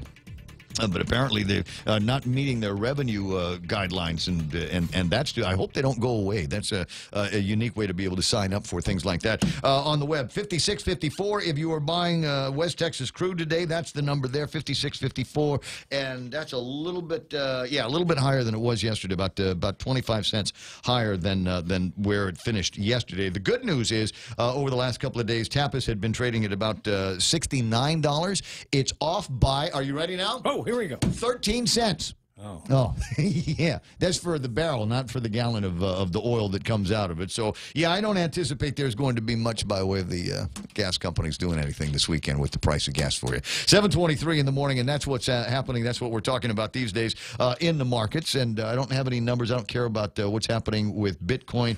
And I suppose if I was pushed to find something else that was interesting, yeah, maybe gold. Yeah, gold's off by $1.40, closing at $1,286 for an ounce of that. Big stories that are trending along the business and economic scene. U.S. households see biggest decline in net worth since the financial crisis. And American Airlines takes jets out of service, cancels flights due to overhead bin problems. That might be interesting. That might be click-worthy there. When I travel, and I'm not an anxious traveler. I'm not one of those guys that, sits and worries about, is the plane going to crash? Am I going to get the right seat or anything like that? Prior to getting on the airplane, I become the guy that wants to be in the entrance line that gets me in first, because I worry that by the time I get to my seat, there won't be any room in the overhead for me. Exactly, yeah. Right? Yeah. So I'm not the only one. I mean, that's the anxiety. The only thing I worry about when I fly, two things: just what you just said, and screaming babies. That's it. And I get the row. I'm right next to him every time. They just said, "Okay, Jerry's he booked in for a flight. Nice. Find the baby." Oh, that's sweet. Now, you remind me of a couple of things, and one of them is there's a video that I need to play here this morning that I got from somebody yesterday. This one? Is it that one? It is that one. Okay. And you might need to give me after you see it and hear it. You might need to tell me what it is exactly that I'm looking at. Okay. So Department of Administration was holding training yesterday. And one of the ladies involved, a lady named Neitz, and Anita, she's a Ray Gibson listener. Yep. And she said, "Would you mind coming over and do a little bit with the department, with the folks here in the training, maybe half an hour or so?" I said, "Yeah, sure." So it looks like you're conducting some kind of group activity now in this video. What happened is that I asked them, "How long have you been sitting in your seat now for a while?" And they've been down in the seat like for an hour or so, they said. I said, "Well, okay, let's get them up." And we kind of line them up, but they put their hands on each other's shoulders, and they begin to do a little massage. Oh, that's nice. On the shoulder. And then we get them moving around and just getting the blood flowing, get the blood flowing a little bit, yeah. Oh, I like that. See, if they'd have done this at the legislature, they would have put their hands in each other in the guy's pockets. put your hands in the fellow's pocket. That's neat. That's a little bit of the training that you do on a regular, right?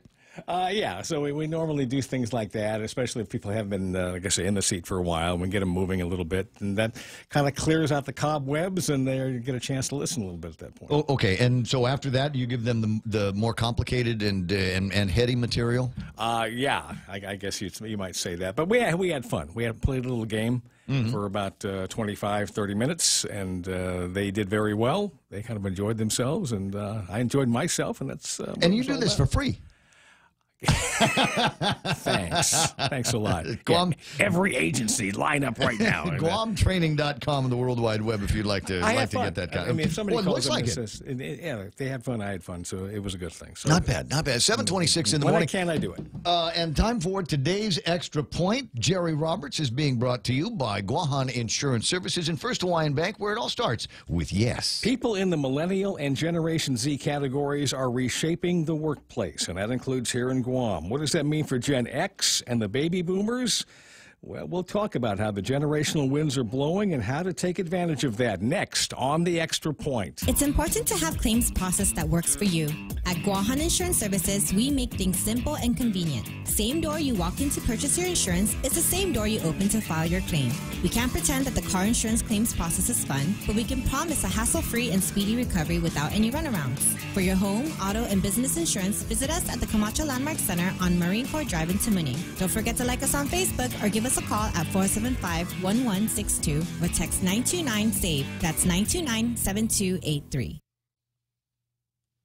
Oh, sorry, doing something else completely different. The Jerry Roberts Extra Point brought to you by, as I said, our friends over at First Hawaiian Bank. Stop by any First Hawaiian Bank and speak to a service ambassador about convenient options through mobile and online banking. They do it well. They do it great. First Hawaiian Bank, it all starts with yes.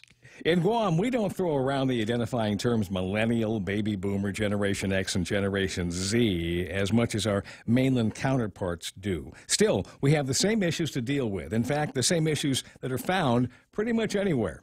You likely have some well-developed opinions regarding people in your group, as well as all the other groups. A lot of books have been written on generational differences, and more will certainly come. My purpose today is not to rehash the things that separate us. In fact, this message is directed to Gen X workers born between 1965 and 1980, and baby boomers born between 1946 and 1964. Here's the message. Get past what you don't like about your younger worker friends, the millennials and Generation Z. The oldest of the millennials is 38. I don't have hard numbers, but I'll venture to say, if that group doesn't already have the largest percentage of supervisors and managers, they soon will. As boomers progress toward the home stretch in their careers, a growing segment will find it necessary to work past retirement age.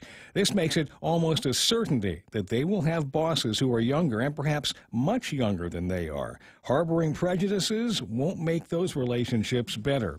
It's the same for Gen X. While a healthy number of their members are in positions of authority now as managers, they will also have to face the reality that they too will one day see the millennials and Gen Z workers becoming the dominant forces in the workplace. Let's not mince words. In general, older folks don't like younger folks telling them what to do. Big surprise there, right? Don't remind me or don't mind me as I flip the coin to say that younger managers also aren't fond of older workers disrespecting them over age, less experience, and any negative perceptions they carry. If that's the only common ground we can stake out for now, so be it. To the boomers and Xers, we need to remember that previous generations didn't just make room for us, they helped us. Now it's our turn to step up and handle our part. We need to look past differences and find ways to connect. If you don't buy into that or doing that because it's the right thing to do, then do it for your own good, because you may have younger bosses for the rest of your time in the workforce. Develop stronger relationships, and if you want it, you'll have the opportunity to work longer. The Zs and millennials are driving change, and much of it will benefit older workers too. Part of that is greater skills development, flexible working conditions, and having greater interest in how their organization can better serve our community. All those are positives, and we can build on that. I hope you feel the same way. I have a selfish motive to help the younger generations of workers grow and prepare for leading in the years to come. Perhaps like you, I've got kids, grandkids, nephews, and nieces who will need that help in order to succeed. That success will take all of us working together. That's the Extra Point. Get out there and make something good happen today. For 93.3, The Ray Gibson Show, Guahan Insurance Services, and First Hawaiian Bank. I'm Jerry Roberts. Nice. Thanks, Jerry. At 7:31, and about the only thing I can add to that is you're right. There doesn't seem to be around here that much by way of this person is a millennial, this person is Gen X, this person is Gen Z or baby boomer or whatever. We just say they. Yeah, yeah. Well, I mean, they're causing the trouble anybody here. older than me is Manumko, and anybody younger than me is a punk. So that's kind of the way I kind of look at things. Oh, that's simplified. I like it. Keep it down to just a couple. It's me, and you get the ones that are older and the ones that are younger, and that, probably the way it works with most people, I think. A lot of people, yeah. It's 7:31 in the morning. That's Jerry Roberts in today's Extra Point. Time for headlines from the Guam Daily Post and Kevin Kerrigan. Half a day and good morning, Guam. In the headlines from the Guam Daily Post this morning, 2 former Port Authority of Guam employees fired back in December 2012 will have to wait a little longer on their appeals to get their jobs back at the port. Superior Court Judge Vern Perez Wednesday sending the cases of Francine Rocio and Leonora Leon Guerrero back to the Civil Service Commission for further review. They were among the 7 port employees served final notices of adverse action in connection with an allegedly false workers' compensation claim filed by former port marketing manager Bernadette Stern-Meno. Port Authority attorney Mike Phillips said that the court's decision means the Civil Service Commission has to go through the whole case all over again, but this time applying the proper standard of proof. Port Authority General Manager Rory Respicio, meanwhile, saying that as those cases go back through the Civil Service Commission for review once again, the Port Authority's own internal review of those terminations and adverse actions will continue as well. More than 6 years after he was charged in the death of his fiancée in a fatal vehicle crash, Afio Cox was sentenced to 7 years in prison yesterday. He was found guilty of vehicular homicide while intoxicated, among other charges. The crash occurred in November of 2012. It claimed the life of his fiancée, Maria Guevara. Cox was driving along Harmon Loop Road in the early morning hours when he lost control and struck a concrete pole. Cox had a blood alcohol content well above the legal limit. The delay in sentencing occurred because Cox appealed his conviction in the Supreme Court of Guam, which only recently affirmed that conviction. Superior Court Judge Michael Bordallo sentencing Jeremy Dean Isaac to 5 years in prison yesterday. However, 4 years were suspended, so he will spend only a year behind bars. Isaacs was convicted of burglary and theft of property in July of last year. He was found guilty of breaking a window to enter a home, left with watches, a guitar, and a number of other items. He was also found guilty of damaging the interior of the home. During his trial, police testified that fingerprints were left behind at the scene, and that led to Isaac's arrest. For these stories and more, log on to postguam.com or pick up a copy of today's Guam Daily Post. I got you. It's 7:34 in the morning. There's an interesting story in the Daily Post about a fellow named Joseph Elibosang, and this boy, you want to talk about a checkered history with the Guam Police Department, the criminal justice system, and up to and including the fact that he had been sentenced to in prison for defacing and stealing 34 brass panels from the War in the Pacific National Historical Park Monument. But once upon a time, that was a big case when it came through. One of the big cases that the FBI investigated and got a conviction on. But trouble with family violence in 2015, 2018, and on this morning's magistrate report, Joseph Felibosang was directed inside by the individual's son, Charity The victim, visibly distraught and shaking, and said she just wanted her husband, Elibosang, removed and was hesitant to speak with the police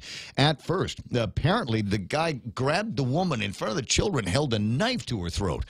So he's been charged with terrorizing, family violence, and interfering with reporting of family violence, because when she was trying to call it into the police department, the guy grabs the phone and threw it under the table where she couldn't get to it. This is one of the reasons why I get to think that maybe we need a 3 strikes rule around here with some guys. It's hopefully that they'll be able to find a way to get him in and keep him away from people, especially the vulnerable family members, for an awful long time. It's 7:35, and that's iConnect time. Go to the nearest iConnect and enjoy the great flavors they have for you in 2019. Internet flavor and mobile phone flavor, and even push to talk. The only guys that do it are iConnect. KFC has finally answered the world's most important question. What came first, the chicken or the egg? And the answer is both. Introducing KFC's KFC AM, their new Southern and local-inspired breakfast. AM-loaded platter with chicken fried rice, waffles, and Colonel's chicken congee. KFC also has your all-time favorites: AM chicken and egg wraps, Southern biscuit and sausage sandwich, and hash browns. So for finger-licking good mornings, AM will never be the same at KFC. KFC, it's finger-licking good. Traffic gizmo time at 7:36. Is there going to be some? Well, it's drive time on a Friday. My guess is yes, there is probably going to be some of that. Drive time on a payday Friday. Right? Not for us, and that's how I know it's for everybody else, is because I did not get paid this week, and that means that everybody else did. Hold on a second. Let me call up the gizmo that tells me what traffic is like on payday Fridays. Let me see here. Yep, southbound Marine Corps Drive. Things clear up and getting into Anderson Air Force Base, but southbound Marine Corps Drive before you get to Dededo, starting to look a little bit ugly right now. Intersection of 1 and 3, because there's lots of cars backed up on 3 making their way to that intersection. We've got 8, 10, and 16. Looking all right for now, but that's going to busy up. 10 and 15, also a little bit busy here this morning. I'm looking at 4 and 10, busier than any of the other surrounding intersections. Once you get out of that, though, 4 is clear all the way into the downtown Agutnia area. You will see some backups over at the lights and into the turns in Agutnia before too much longer. Boy, imagine that if they go through with what they were talking about doing with the Agutnia buildup and bringing back hundreds of government of Guam employees into the central parts of Agutnia. Can you imagine what the traffic is going to look like then? And where will everybody park? That's a good question. I don't know if you heard Lasia yesterday. They were talking about they're going to find someplace and build a parking structure for everybody. And the money is where? Medicinal marijuana, recreational marijuana taxes will solve all of our problems. You got to pay for a new cell over at the dump? We'll have marijuana taxes pay for that. Yeah, we got to buy our new 911 system. Recreational marijuana taxes will pay for all of that. Let me just finish up this traffic report here, and we'll mosey into some other stuff here. Getting into Big Navy shouldn't be a problem for you. That's right now traffic at 7:38. On the point. Guam Regional Medical City. We bring the healthcare advances of the world directly to you. We are an acute care hospital that complements your needs with our robust outpatient specialty clinics. From preventative care to critical care, we strive for consistent excellence at GRMC. Our core philosophy is where patients are partners, which means we work as a team to make a healthier version of you. For more information about GRMC, visit us at grmc.gu.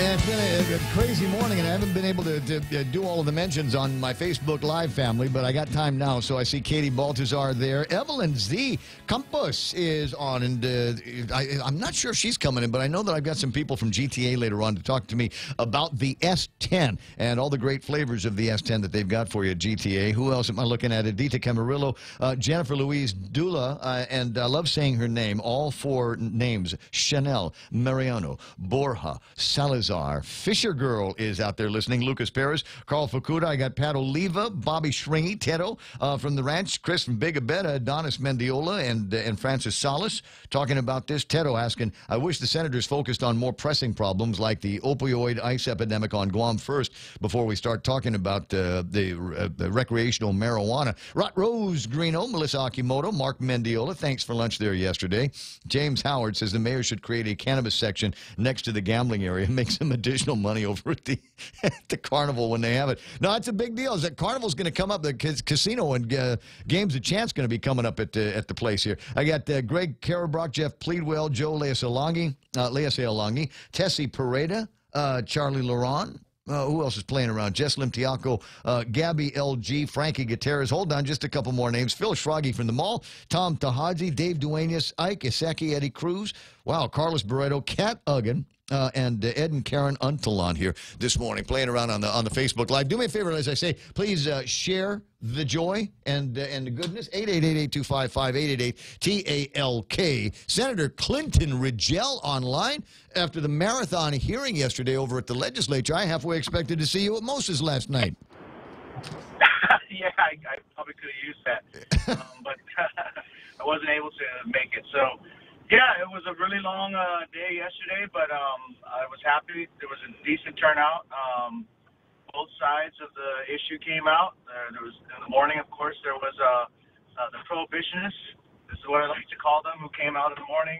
They had some strong opposition to it. And then in the afternoon, we did hear from a lot of proponents.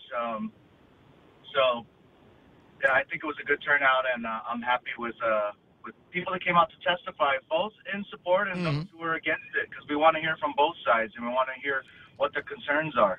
I thought the balance was good. It was also nice to see members of the government of Guam come out and have a discussion with you. What was your takeaway when Daphne Shimizu came up with regard to being able to work out the collections of an additional tax revenue stream from the Department of Rev and Tax? Sure. Yeah. Good question. Well, she was. So the takeaway for me is that Rev and Tax is going to need some assistance on this. It's going to be something new for them. And there's going to be challenges, of course, with that. They already have challenges now. And so the takeaway I got is, Mrs. Shimizu is new, of course, in her position, so she's still trying to get a gauge and a handle of all the current issues that they have at Rev and Tax, the current collections that they're working on. So, of course, that's their main focus right now, is getting that department, that agency up to speed on everything it's currently got to do. And so I'm sure that adding this is something that that they see as, it's going to be an added thing for them to do and for them to focus on a brand new thing that they were pretty frank with, that's something that they're not very well versed in. It's a brand new industry. That's why it's a new thing that they'd be taxing.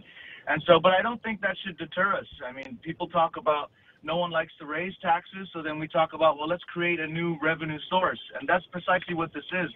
This is a new revenue source. So if people don't want to create new taxes and they don't want a new revenue source, then, what do we do? Then, we gotta figure out something. And that's part of what this bill does. This bill is figuring out a new revenue source that, just because it may be challenging for Rev and Tax to figure out how to properly regulate and tax it, I don't think we should run away from it and let that scare us off. I think we should just sit down, hammer it out, and figure out how do we properly regulate and tax this new industry. And so she did say they would need some more support. She was frank that they weren't too well versed on the seat-to-sale system. Mm-hmm. I think, this is something new for them, but I believe there are professionals out there that do know a lot about this. And in fact, I'm going to be meeting with some more of them and hopefully having them make some presentations to people in the government to sort of educate people in the government and various agencies and senators alike about some of the programs that are out there for seed-to-sale tracking. There's one guy in particular that I was hoping would show up. That would show up to the hearing? Sorry, excuse me. Yes, to the hearing. Sorry, I had another call coming in. I was just... Yeah, well, a popular guy, I'm sure. On the subject, well, I mean, the truth of the matter is we could set something up and understand that it is an interim plan, work out the bugs, and then figure out what the best next steps are going to be in terms of being able to make the compliance oversight of the sales the same way that we oversee the sale of cigarettes and booze. Right, absolutely. That's what I'm saying. I mean, we do it for those two things. Nothing's perfect, but that shouldn't scare us from trying to do our best to do it, especially when it's something that can create new revenues for the island. I don't think we should be scared off by the fact that it's something new and that it's uncharted waters. Did you hear anything yesterday that you had not yet heard in this conversation? I can't remember the fellow's name. He was wearing a suit early in the morning, and he'd run for senator, and I'm drawing a blank now as I'm thinking about it, but I thought he had interesting testimony that pointed to a couple of things, one of which was we've got kind of an exclusive arrangement here on Guam because we're not going to be able to necessarily be able to bring in weed varieties from all kinds of different places and thus enriching other people as they ship in their product to Guam. We would be left, the growers here would be left to a virtual monopoly, if you will, on the customers that they'd be able to serve here, as well as the tourist customers that may be coming. Oh, yes, that's right. That was Will Parkinson. There you go. He did run for senator. Yeah, Will Parkinson ran for senator. And, he had really great testimony. He's well-versed on this subject and issue. In fact, when he was running, it was a part of his platform as well when he was running for senator.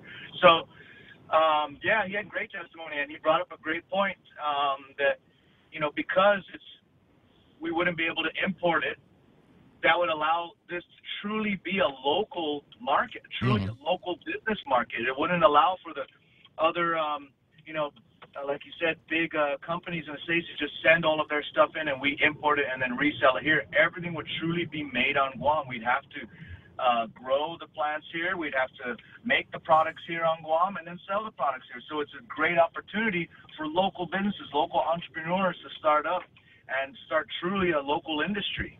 Clint, do you have a nose count from among the 14 people that you share the office with over there at the legislature? Do you have a nose count on who is definitely supporting, who is definitely prohibitionist, as you said, and who's on the fence?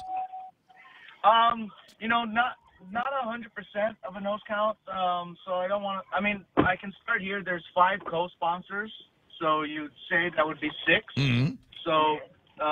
Counting me, that's 6 people sponsoring the bill, so that's a good start with 6 people. And then now I just got to get 2 more. There are a couple out there that are on the fence that I think I could hopefully get their support. And they're okay for hard no's. I would say I've been told 3 of them told me personally that they are a solid no, and I don't want to give their no away. Oh, we'll find out soon enough. So I mean, the next step is we go to committee, and hopefully the next time the Rules Committee meets, they find a way to get this out onto the floor of the legislature. Right. And then we'll see what happens. And as has been pointed out numerous times, up to and including a piece of testimony that was provided yesterday, and I think it was Tom Fisher who made the point for you that he is thankful of the support this would receive at Adelup if the legislature were to pass it. Yeah, absolutely. So I've got support from the governor has said, even on her campaign trail, she said that. She would sign a bill. The legislature passed the bill legalizing adult use cannabis, and she would sign it. So I'm confident that they'll support the measure, and I think that even bodes well for the implementation. That's what's even more important. If you have the administration signing it into law, then that means the administration backs it, and the administration will have a vested interest in actually implementing it and implementing it as best as possible. So that's something that I'm happy about. And yes, I was surprised and very pleased with Attorney Tom Fisher's testimony, that he's in full support of the measure. And there was a lot of other great testimony in the afternoon as well. Dr. Dombrowski, we all know him. He came out and had some great testimony. He focused on sort of the physical. Yeah, the least surprising. Yeah, the least surprising attendant at the hearing yesterday was Chris Dombrowski. I'm surprised he wasn't first in line. Absolutely. Well, he's been quiet as of late. I mean, he hasn't been too vocal on the issue. I remember because even in the news, I was trying to interview him a couple of times on the issue, and he didn't really want to be interviewed about it. No. Because I think, he didn't. I think maybe he was tired of being known as that guy, or perhaps maybe he's also gets pressured from other doctors who are opposed to it. Well, it might be just being a busy doctor in town, but he and I have always shared emails on the subject of medicinal and recreational marijuana. So his testimony wasn't surprising. What was surprising was that when Howard Hemsing actually pulled out some baggies that looked like might have had some marijuana in it. Yeah, he pulled out 2 bags that had a green leafy substance in it, and then, you know, in Chamorro, he was basically saying that, you know, who wants to buy it? Who's going to buy it? Yeah. This one's something like $50, this one's $100, so, yeah, I motioned to him to put it away, and I just kind of with my hands, I motioned him, you know, put it away, and he did. He put it away inside his plastic bag that he had, and then he left without any incident. But so a couple things. He was doing it to make a statement, of course. And the other thing too is, even if it was, we have no way of knowing what was in the bags actually. And even if it was cannabis, it's under an ounce, especially at the prices he was saying. He said like $50 and $100. The estimates for an ounce on the street right now, the street value of an ounce is estimated by law enforcement and other people. It's like $1,000 for an ounce. Well, what he was showing was much smaller amounts, and anything under an ounce by Guam law is already decriminalized. People don't realize anything under an ounce is only a fine. I think it's like $100 fine. That's it. There's no other criminal penalty to it. It's once you go over an ounce that the penalties start to get harsh. Well, I don't want to get all mixed up in the law of it, but is it possible that he could still have gotten pinched by a member of the law enforcement community for attempting to sell it? Yeah. I mean, even if it was tongue-in-cheek, was that not an attempted distribution? I don't think that's considered. I think the law says distribution has to be over an ounce. So actually, that's under an ounce. So that's. I don't have the code in front of me, and I'm kind of tongue-in-cheek on this one as well. But it does drive the point. In all of the testimony that I heard yesterday, I didn't see anything from the Guam Police Department. Are you aware whether they've turned in written testimony? They have not, but I'll follow up with them and see if they have any testimony they would like to submit. I'm also waiting for the Attorney General's office. They're looking at submitting some written testimony as well. I know that Attorney General Levin is off island right now, but I believe that they did indicate they will be submitting some written testimony. I'm going to reach out to the agencies who weren't able to make it. Public health, obviously. Testimony, yes, absolutely. I'm going to reach out to them and see if there's any testimony they can provide. Department of Agriculture did provide testimony on it in favor of it. Yeah, I saw. You want to talk about your green revolutions? That could be a big deal for the Department of Agriculture, as they could set up veritable programs to encourage people to grow their own marijuana. And this if you want this crop, and maybe even up to and including people that might be licensed to grow it for distribution and sales here on Guam. It seems to me it would be a good first stop to sit with the Department of Agriculture and find out what kind of soil is going to be best for it. You know where it is that we've got to grow it. How are we going to protect it from the animals and people that will steal it in the middle of the night? Anyway, all kinds of great conversations. But it was certainly, there were a couple of interesting and entertaining moments. And I gotta tell you, I'm impressed with you being able to keep your cool with Zerzan calling you a liar and suggesting that your eyes were red and you were stoned. Is that what he said? Yes, that's what he said. So he started getting irate and upset with me because I was offering some data and studies, and I was commenting on the studies that he was taking studies and cherry-picking certain parts of the study, and I read the exact study he was referencing. So when I was basically explaining those studies and offering other studies as well, he just became irate and started calling me a liar and saying that, that I'm stoned, and which was absolutely false and uncalled for. There was no reason for him to lose his cool like that and start accusing me of something that was absolutely false. And I think it just showed that he had nothing else to his argument, so he just lost it and started calling me a liar, and so we had to ask him to be removed, because I asked him to keep it civil prior to that, and he didn't. So. Is he still teaching somewhere, do you know? I don't know. I sure hope he doesn't yell at his students like that. 7:55. Clint, comments from online listeners and viewers this morning. Carl Fukuda says, great job, Senator Clint Rigel. Tedo says, Fatmata senators, wake up. The opioid ice epidemic on our island is a very serious problem. I wish they would make this the #1 priority. We've lost 2 generations of our people. We are becoming the Fresno of our region. And he's right. Ice is a major, major problem here on Guam, and there needs to be a lot of attention put on that.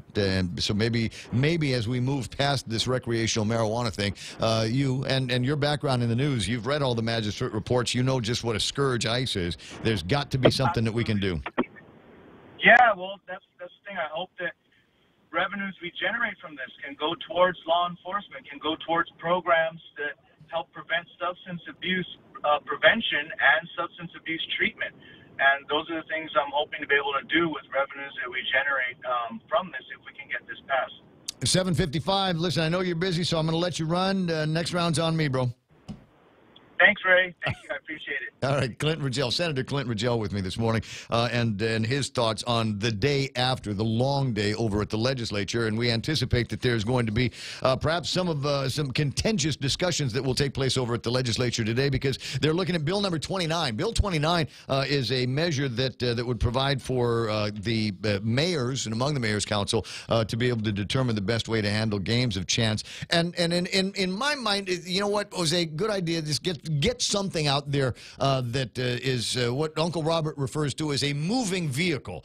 And once we've got a moving vehicle on the question of gaming and gambling at the carnival, then maybe we can do what I consider to be the most sensible move in the world, is just repeal the piece of legislation that was cause for the elimination of the casino gaming and the games of chance at the carnival, and then start the process all over again. Just repeal the old one and go back to the way it was before. Let's have a couple of successful carnivals and then move on here. 7:56 and change. As I said, some interesting people showed up at the legislature yesterday to make their testimony. Let's see if I can play one or two of these for you in case you missed it. One of the guys that I thought was pretty interesting over at the legislature was none other than Troy Torres, who has been, if you ask me, all over the media lately. Have you caught him? And his program, none of which I can play on the air because cousin Troy is he got the blue streak from that side of the family, did he not? At any rate, this is what it sounded like when he was at the legislature yesterday. Where the government shouldn't be involved. There's something called the Mandania Drug Task Force. The Mandania Drug Task Force, I know for a fact, is filled with police officers who have corrupted the system and have used the power of the police and the color of the law to infringe on the civil rights and commit crimes against ordinary citizens on this island who were just going about their business, doing their own thing in their private lives. They've stolen their money, their drugs, their cars. They've brought them before the justice system to face penalties and to be humiliated in front of the public. And they violated their constitution on civil rights again and again and again. And I would really prefer if the police department and the Mandania Drug Task Force was brought before the legislature to answer for these allegations in an oversight hearing. But I digress. I know that's a different subject, but it is related to the subject at hand. And I'm just going to be quick and efficient here and say that that's all I know. And you can ask me any questions or whatever. I'll tell you about my whole personal life if you want. And thank you, Senator Rigel, and to any supporters of the bill. And to anyone who doesn't support the bill, I think you're just kind of full of it. Way to wrap up the testimony. Anybody that doesn't support this bill, you are full of it. That may or may not have been the most convincing moment over at the legislature, but I did think it was interesting that he was talking about the Mandania Task Force and the Mandania Task Force. In my view, I'm familiar with the allegations that he's making, but I'm not familiar with any facts that would back that up. So watch and see. Maybe there will be somebody over at the legislature that will scratch their head and say, "Yeah, about that." And move forward. There were some other videos that I thought were very, very interesting, and of course one of them was the video of Howard Hemsing holding up the baggies of marijuana. Is it possible I might be able to get that on the radio very quickly? Yeah, let me see here. There it is.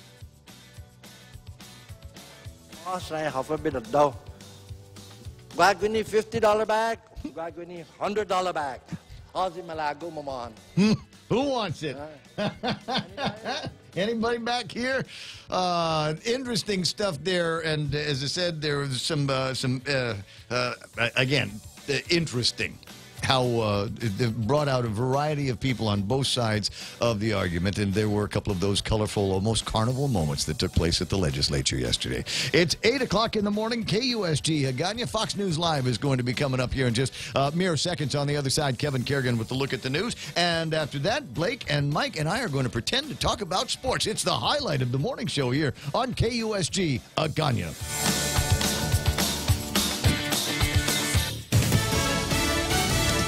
Nothing to do with allegations of collusion. I'm Lisa Brady, Fox News. A federal judge emphasizing that as he prepares to sentence the president's former campaign chair. Fox's John Decker is live at the White House. Paul Manafort could face a sentence of 19 to 24 years in prison, along with millions of dollars in fines, if U.S. District Court Judge T.S. Ellis III follows sentencing guidelines. Defense lawyers have asked for leniency, citing Manafort's age, health problems, and lack of a criminal record. A jury last year found Manafort guilty on 8 counts, including tax fraud and bank fraud, but those guilty verdicts pertain to consulting work Manafort did in Ukraine years before he began working for the Trump campaign. Manafort, who's 69, sat in a wheelchair and carried a cane as the hearing began in a federal courtroom in the Eastern District of Virginia. Lisa? Thanks, John. Meantime, a resolution opposing hate is on the House floor, originally intended as a response to one lawmaker's remarks. Fox's Jared Halpern, live on the Hill. A resolution condemning anti-Semitism and Islamophobia is a statement of American values, House Judiciary Committee Chairman Gerald Nadler says. This resolution makes clear that we condemn anti-Semitism, Islamophobia, and racism, no matter where on the political spectrum they may emanate from. The resolution started as a response to statements made by freshman Minnesota Democrat Ilhan Omar, who suggested allegiance to another country for supporting Israel. She is not named in the resolution, and wording has been tweaked to include persecution of African Americans, Latinos, Native Americans, Asian Americans, and Pacific Islanders, Hindus, Sikhs, and the LGBTQ community. Lisa. Thanks, Jared. A deputy sheriff shot early today while serving a warrant in suburban Chicago has died. The suspect is still in a standoff with multiple agencies on an interstate where police say his car crashed. This is Fox News. Always here to help you. This island is our home. Through the years we've been a friend to the neighbors we have known. Now we're banking on the future. Services to choose. Bank Pacific, where others put branches, we place roots. Lent-friendly burgers at Chili's. Indulge in a selection of our famous burgers with the black bean patty. Black bean patties combine beans with onions, parsley, bell peppers, and cilantro. Served with dill pickles and fries. More Lenten entrees include the spicy shrimp tacos, Cajun pasta with shrimp, or grilled ancho salmon. Best of all, each entree is just $15 and comes with a refreshing Coca-Cola, iced tea, or Heineken on draft. Our fresh house salad with an entree for just $15. Chili's 3 for Me Lent menu. Available for a limited time. Chili's. More life happens here. More horror stories about military housing run by private contractors. A Navy family had squirrels enter their attic through a hole in the roof. Soon after, the squirrels died and maggots dropped through their ceiling fan onto their bed. But Senator Jack Reed, who chairs the Armed Services Committee, says in 52 visits to that home, the housing company never checked for the root cause of the problem. Angry lawmakers demanding answers from the heads of the Army, Navy, Air Force, and Marines weeks after a hearing with military families. Oklahoma Republican Senator Jim Inhofe. Why didn't you know about this and fix it before Congress had to step in? Who is responsible and who is being held accountable? The military chiefs apologizing, promising to address the situation, and releasing a new Tenants' Bill of Rights. But some senators want a Justice Department investigation. U.S. Attorney General William Barr highlighting a crackdown on scams targeting older Americans. And it's despicable because the people involved are vulnerable, and because of their stage in life, they don't have the opportunity frequently to recover. He says over 200 suspects have been charged in the past year for defrauding more than 2 million people. You have to be pretty lucky to win the lottery, but this winner also got a little more than a little help from an unknown friend. Before Mike Wierski knew his New Jersey Mega Millions ticket was worth $273 million, he got a little distracted after buying 2 chances at the Phillipsburg Quick Check. Put the tickets down to put my money away and did something with my phone and just walked away. But an honest person found them and gave them to the store to hold. Wierski says he's trying to find that person. I'm going to give him something, yes, but I'm going to keep that private. Wierski is not married and will get a lump sum of $162.5 million. His first purchase, a new pickup truck. Gernal Scott, Fox News. Fourth loss in a row on Wall Street. The Dow down 200 points today. I'm Lisa Brady. This is Fox News.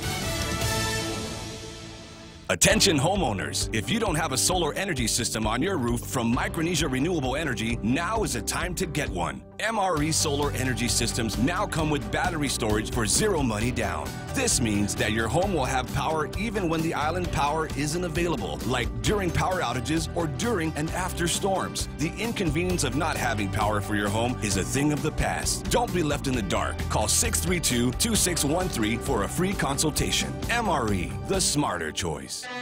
Here at APL, our core values give the company its heart and soul. Whether it's connecting your business with our global network through our newly enhanced service or investing our efforts into giving back to the community, APL is committed to serving you. We humbly honor the opportunity to find innovative solutions for you and your business. To learn more about our enhanced service, call 588-4651 or visit www.apl.com/Guam for more details. Security Title is honored to join in sponsoring Ray Gibson on The Point. Half a Day. I'm Mark Benventi of Santa Rita, and this is where I start my day, listening to the voice of our community and sharing thoughts and issues that affect us all. It all boils down to our people, our land. Protei Igumama. Protect your home. When purchasing or refinancing your home, remember to call the professionals at Security Title, just like you call Ray Gibson in the morning.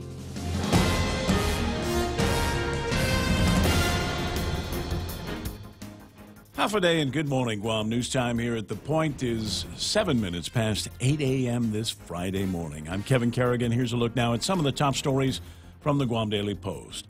Chief Judge Frances Tadeko Gatewood declared yesterday that it was her intention to end the receivership on April 30th, but she said she doesn't yet feel comfortable with the financing issues. A district court hearing revealed that the government of Guam may have to borrow another $20 million or more in order to bring the 11-year federal receivership to a close. The loan is needed to build a third cell at the Luzon landfill. The post-closure costs at the now-closed Ordad dump was another issue raised during yesterday's hearing. About $15 million is needed to maintain the EPA's required monitoring of methane gas and groundwater outflows for the next 30 years. But only $6 million has been set aside, $9 million short of what's needed. The plan was to have a trustee appointed to oversee the post-closure management, but the federal receiver's principal associate, David Manning, told the court that no one responded to their request for trustee services. Governor Leon Guerrero agreed to have her fiscal team put together a plan to address all those issues, and they'll be back in court on April 10th. Judge Gatewood said she's going to go ahead and prepare her closure order anyway. And if she approves the governor's fiscal plan, she will then end the receivership at the end of next month. A spirited debate yesterday at the legislature during a full day of testimony on a bill that would legalize the recreational use of marijuana on Guam. Senator Clint Rigel introduced Bill 32, saying the aim is to create a new industry and new jobs and spur new revenues for Gov Guam. Chelsea Munya-Breck, Department of Agriculture Director, supports the legislation. She said the bill is refreshingly uncomplicated and it could provide a substantial boost to Guam's economy. Dr. Chris Dombrowski testified in support as well, saying cannabis is safer than caffeine, nicotine, and alcohol. And Attorney Tom Fisher also testified in support of the measure, saying he began self-medicating with marijuana while being treated for cancer. However, teacher Irene Emanuel expressed opposition and concern, saying she's seen students in her class unable to do their work because they were so high on marijuana. And Bill Cundiff, the president of the Air Force Veterans Association, said his group opposes the bill, saying it would create more liability for GovGuam, and no one has conducted a study on what the impact could be. In a written testimony, UOG Associate Professor Ron McNinch said cannabis, recreational or medicinal, would still be prohibited on Guam because it is still prohibited by the federal government. We'll have more news after this. The GCC Votech Class of 79 is back. Join them on April 27th at the Onward Beach Hotel for a night of dinner, dancing, skits, and reminiscing. It's been 40 years since graduation, so take advantage of this once-in-a-lifetime chance to relive the memories. There's also a memorial mass on Friday, the 25th, at the Santa Teresita Church. Be there at 5:30 for candle placement in honor of classmates who've gone before. Tickets for the reunion on the 27th are on sale for $40 a person. For details, find Connie Kittiwas and Nicholas at 488-6108 or Kathy Diaz, 777-3243. Viva 79ers! Shrimp and guacamole for Lent at Subway. The all-new shrimp and guacamole combines generous portions of whole shrimp and a spread of guacamole served on freshly baked bread, paired with vegetables cut fresh daily in restaurants and sauces that are sure to excite your taste buds. Hurry in, it's only available for a limited time. Other fresh Lenten flavors include the classic tuna or the mouth-watering greatness of our seafood sensation. Don't forget the Veggie Max, a delicious and tasty vegetarian patty. Visit any of our convenient locations today. At Subway, you make it what you want. 10 minutes past 8 a.m. here at The Point. Governor Lou Leon Guerrero yesterday signed into law a bill that would effectively require the government of Guam health insurance negotiating team to consider only those companies offering coverage at the island's hospitals if they want to bid on the lucrative GovGuam health insurance contract. The measure was introduced by Speaker Tina Munoz Barnes, and it would effectively require Take Care Insurance to provide coverage at Guam Regional Medical City for its members who are GovGuam employees or retirees. It does not require health insurers to provide coverage at GRMC for private sector employees. The bill was passed unanimously by all 13 senators who voted for it, even though the Budget Office issued a fiscal note on the measure saying they could not determine the cost impact on Guam taxpayers. Governor Leon Guerrero issued a statement saying that GovGuam employees should be allowed to expect that their health insurance covers quality health care at whichever hospital, public or private, that they may unexpectedly find themselves at. And GRMC also issuing a statement thanking Governor Leon Guerrero and Guam lawmakers for ensuring the best health care options are available for GovGuam employees, retirees, and their families. An audit report released yesterday shows the government of Guam retirement funds unfunded liability went from $1.26 billion in 2016 to $1.27 billion in 2017. Although it was a slight increase, the unfunded liability has been an ongoing concern year after year. The audit was released by the Office of Public Accountability, and it repeats previous warnings saying that the unfunded liability is now so large that it simply cannot be ignored or put off for future generations to contend with. For these stories and more, log on to postguam.com or pick up a copy of today's Guam Daily Post. Ray and Mike now with some weather. Don't they say that every time when they start talking about the unfunded liability and the billion-dollar retirement eventual bust? Yeah, and it keeps growing and nothing's done about it. And never seen anything. Somebody's going to have to pay for it eventually. Yeah. Kids and grandkids, buckle up. It's going to be a bumpy ride. 888-8255 is our phone number. On the weather side, mostly sunny today with a slight chance of light showers becoming mostly cloudy tomorrow. Winds from the east up to about 15 miles an hour today, and over the next couple of days will be increasing to 20 miles an hour. So highs around 87, cooler at night around 75. Sunset tonight at 6:30 and sunrise tomorrow should be about 6:33 in the morning. And looking at this, why are we going to get more wind in the next couple of days there, Mike? Well, we've got a bit of a shear line that's going to be approaching from the north, and we've got a trade wind disturbance, a pretty weak wind coming in from the east. Those two are going to combine sometime this weekend, and actually that's what the radar is showing right now, is these two systems kind of coming together to ramp up the moisture in the area just a bit. The sunshine right now is actually helping to lift some of these showers up, so it's not quite working out like it normally does with the diurnal cycle. When you get more moisture, the sun actually helps enhance it a bit. So we will see more of this for the weekend, probably just like this, though. Nothing widespread. You'll get a shower or two. Still be a great day to go out beaching and doing all those beachy sort of things. Satellite shows why. We're kind of in the clear zone here. We've got stuff to the south of us and stuff to the north of us. South stuff is all tropical in nature. It's going to stay down there. Stuff to the north is all wintry in nature, and it's going to kind of stay up there too. But we are going to get a little piece of it this weekend. Should make things nice overall. All right, a little bit more of some windiness and not too hot in the next couple of days, and that's a good thing. Quarter after 8 o'clock in the morning. That's news and weather together here on The Point. The stations of Choice Broadcasting are celebrating April 2019 as National Earth Month with the return of our Upcycle Mascot Showdown. We've invited the public elementary schools to set the example and build their school mascots completely out of recyclable material. Stay tuned to our stations to see how you can vote for your favorite school this April. Celebrate Earth Month with our students in the 2019 Upcycle Mascot Showdown, brought to you by the Agana Shopping Center, Lolita Kamet from Remax Diamond Realty, Sylvan Learning Center, and the stations of Choice Broadcasting.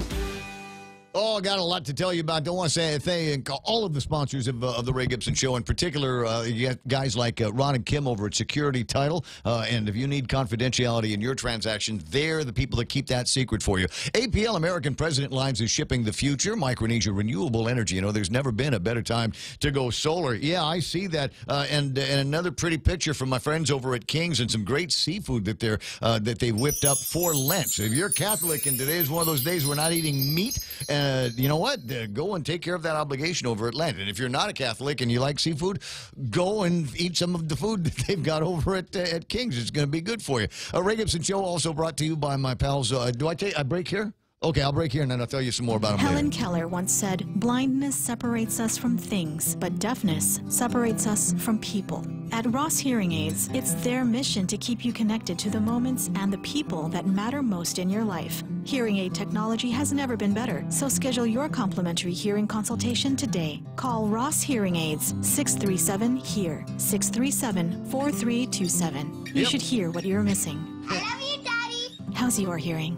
It's good here. It's quarter after 8 o'clock in the morning. I got sports with Blake coming up here in just a second, but other portions of the Ray Gibson Show brought to you by Guam Regional Medical City, the first choice for your specialty care needs. Cars Plus, you got Joey and Jen and Dunge over there, and they're driven by you. So if you've got your eye on a new car or want to know what's out there, Cars Plus, ladies and gentlemen, and the Ray Gibson Show anniversary show and more brought to you by the guys over at Take Care. Going to be on the radio with me in the next couple of days talking about colorectal cancer. They'll be happy to talk to you about it today. And last but not least, the Ray Gibson Show is brought to you by the guys over at Wendy's. It's Lent, and Wendy's has 3 words for you, and I'll try to say this solemnly: simple, clean, and honest. Perfect Lenten meal, freshly chopped garden salad, wild-caught North Pacific cod fillets, and freshly brewed honest green tea. Yeah, that's the way you're going to do the Holy Holy Lent at Wendy's. Now, that's better. News to fill your mind. Talk to get it out. The Ray Gibson Show. Call now, 888-8255.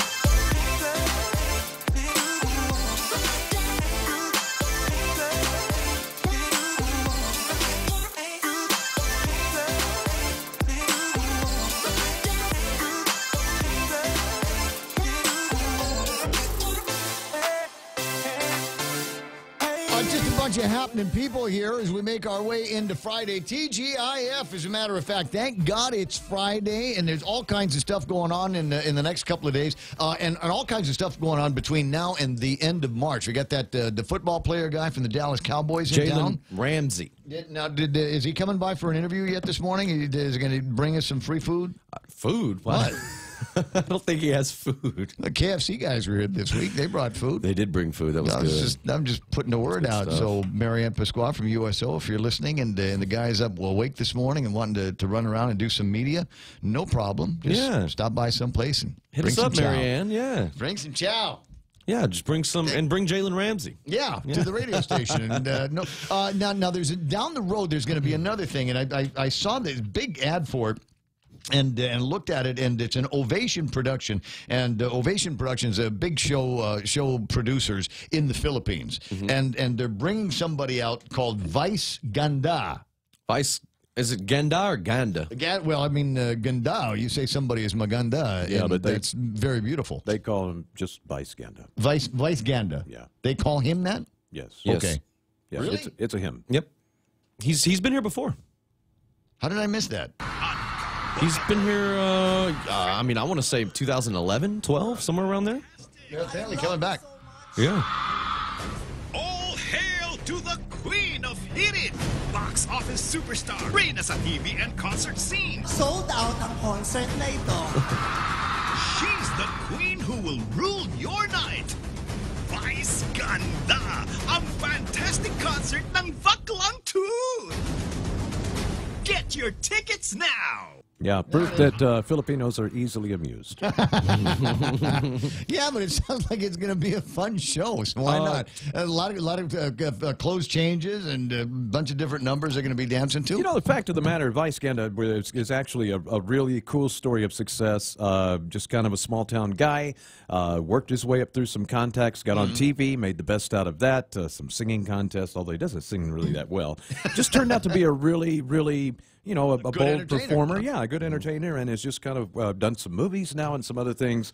So, you know, I mean, haters are going to hate. I don't particularly like him myself, but, you know, you got to give him credit. He's a success. I'm a fan of a good show. It doesn't matter. It just as long as it's visually exciting. And something that the other thing I like about going to shows in general, like this, though, is the reaction from people around me.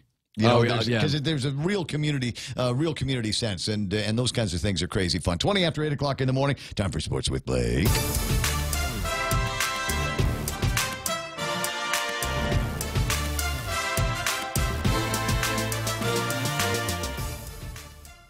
What?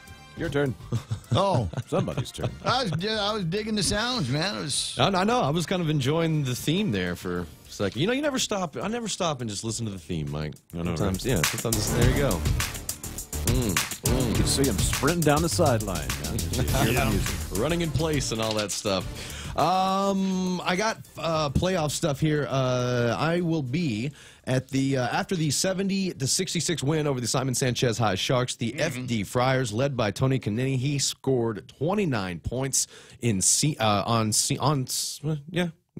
on Wednesday. That's what I'm trying to say. And that advances his team as they will play JFK. They'll tip off against the Islanders this evening, Phoenix Center in Manilao. I've been tasked to go and watch this game, so I will be there. If you see me, feel free to say hi. A little backstory is that JFK, in their one regular season meeting, actually defeated FD by 2 points at the Phoenix Center. So got a nice little in-season rivalry going on. And then, of course, winner advances, and I believe St. Paul is hosting Ukadu, I think, is who won on the other side. So either way, that game also going on, I believe, either tonight or tomorrow night. And then tomorrow, the big Saturday football doubleheader, as always, out at Eagles Field in Manilao, the Guam Varsity Budweiser Football League. All set to kick off as they do every morning at 11:30 a.m. out there at Eagles Field. So that's what we got going on this weekend. All right. AK Toyota getting involved in the United Guam Marathon. They're doing giveaway of race entries. What's this say? Every Toyota test drive enters the driver into a raffle drawing for a complimentary race entry. Every purchase of a Toyota model in the month of March comes with 2 complimentary race entries. So if you and I've gotten on the I've gotten people asking me, and they say, Ray, you know people over at the UGM. You think you might be able to get me a break on the entry forms for the different races? And I'm like, no. Let me think. Let me just buy it. No, I don't. Sorry, doesn't work like that. So go to AK, buy a car, and get 2 entries. Okay, that's so the way that buy works. a car.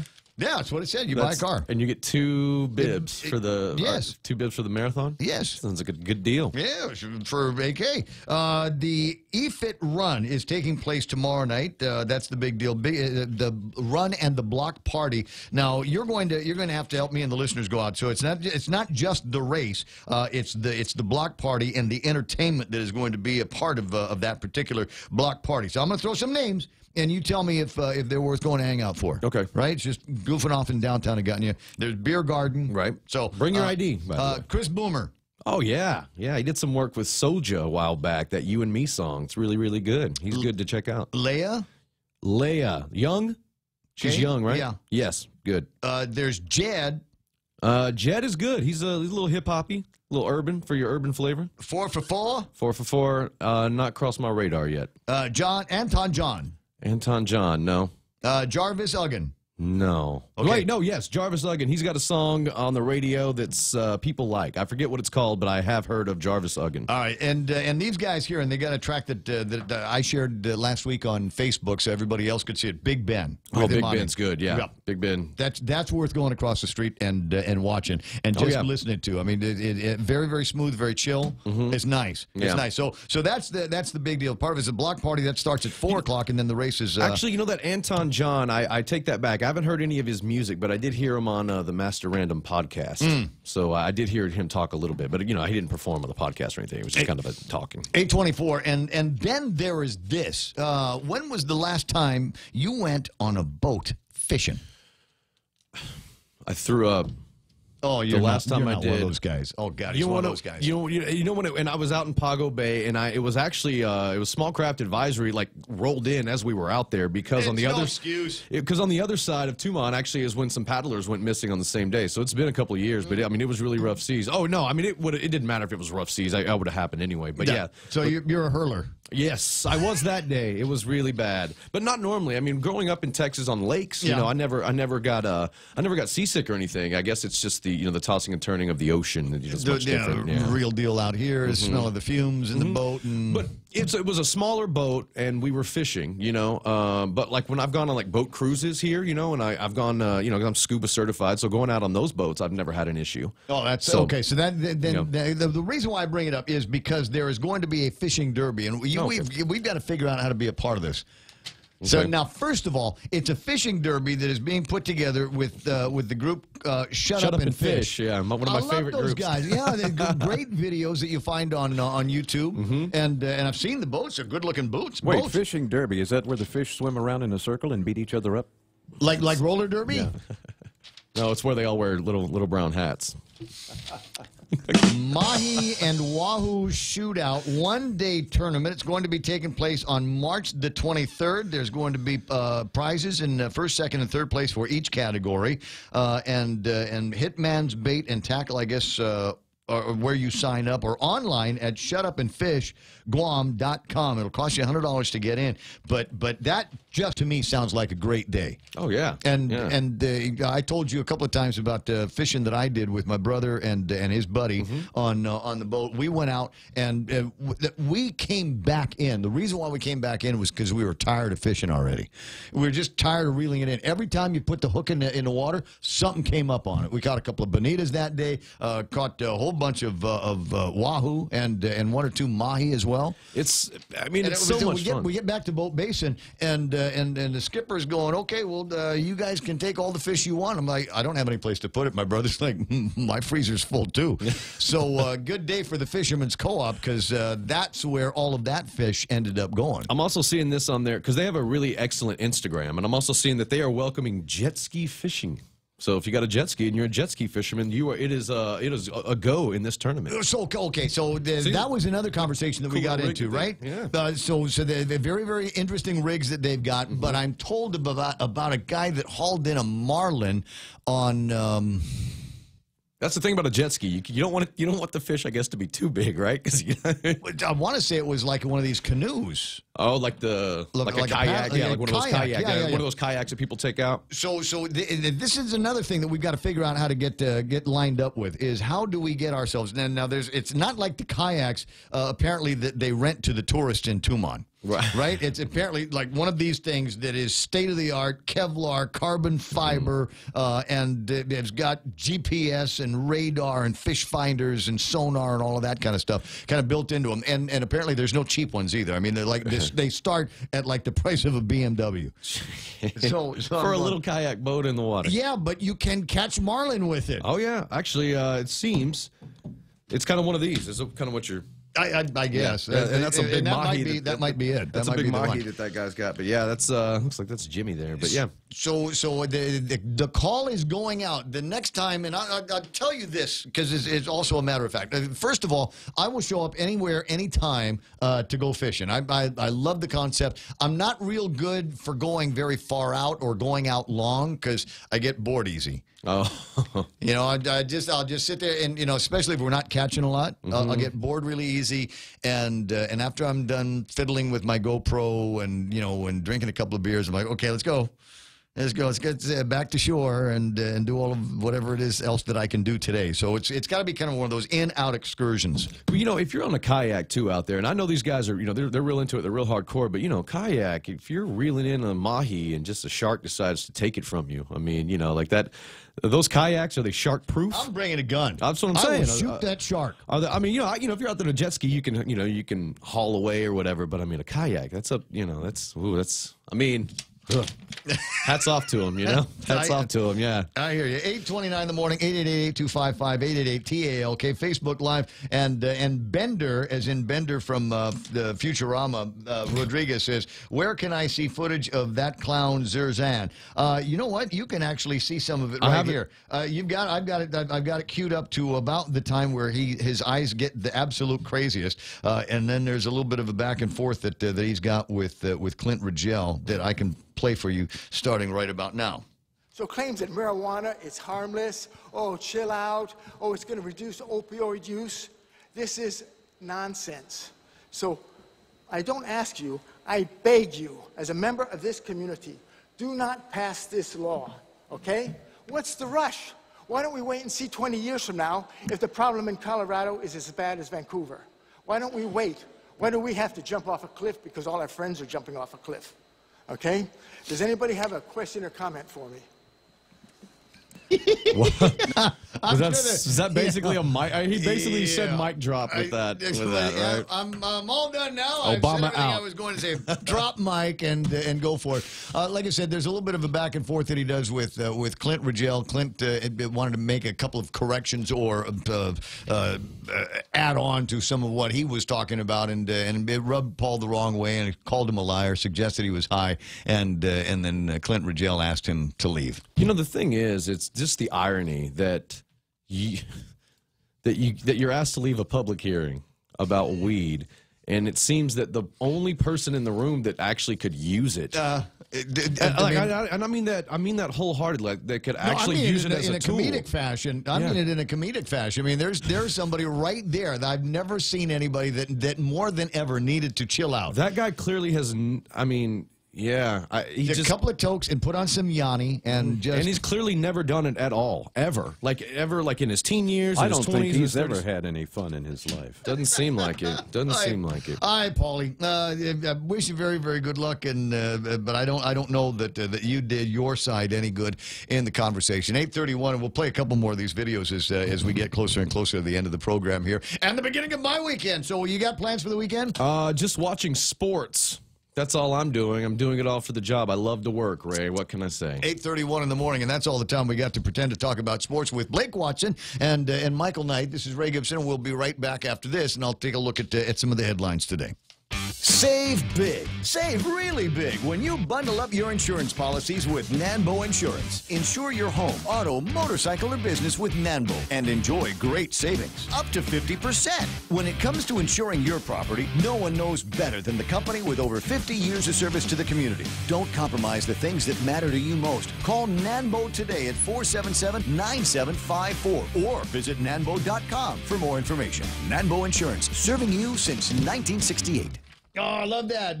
Bender Rodriguez. That's sweet. Can I just say that Bender is easily one of my favorite characters on Futurama, even more than the chick with the one eye. James Howard's online. Evelyn Z. Campus says, you have a fishing partner. Dr. Campus. Okay, well, let's go. Let's get the boat and go. And Michael Knight can come with me. Yeah, because that's my doctor. Somebody got to bring the cooler.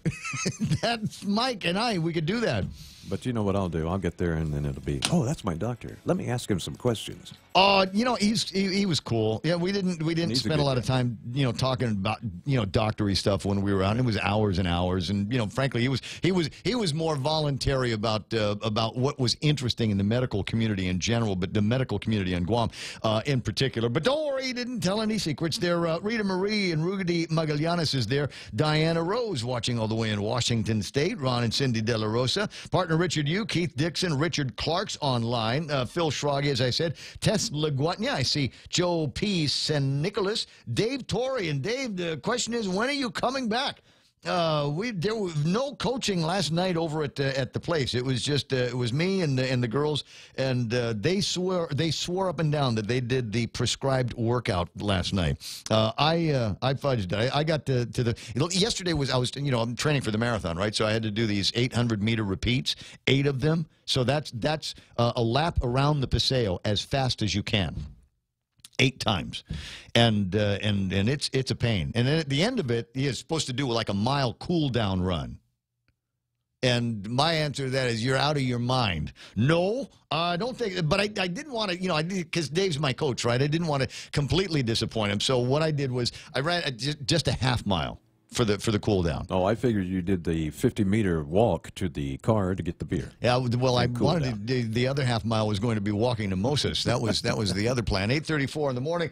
Xavier at the Lake says, "What's the difference if it's legal or not? People of all ages will still do it. Might as well make some kind of tax revenue to assist the government." Biba Mangatsung. But the question is, and I don't know to what degree it has been answered, is what's the link between this legislation and somebody being able to open up a business and have a business license from the Department of Revenue and Taxation and have a means and a mechanism to be able to show how much money they're making and to pay the taxes on that dough. That's the kind of the question that a lot of people are asking. And as much as has been said about Bill 30. No, sorry, not 30.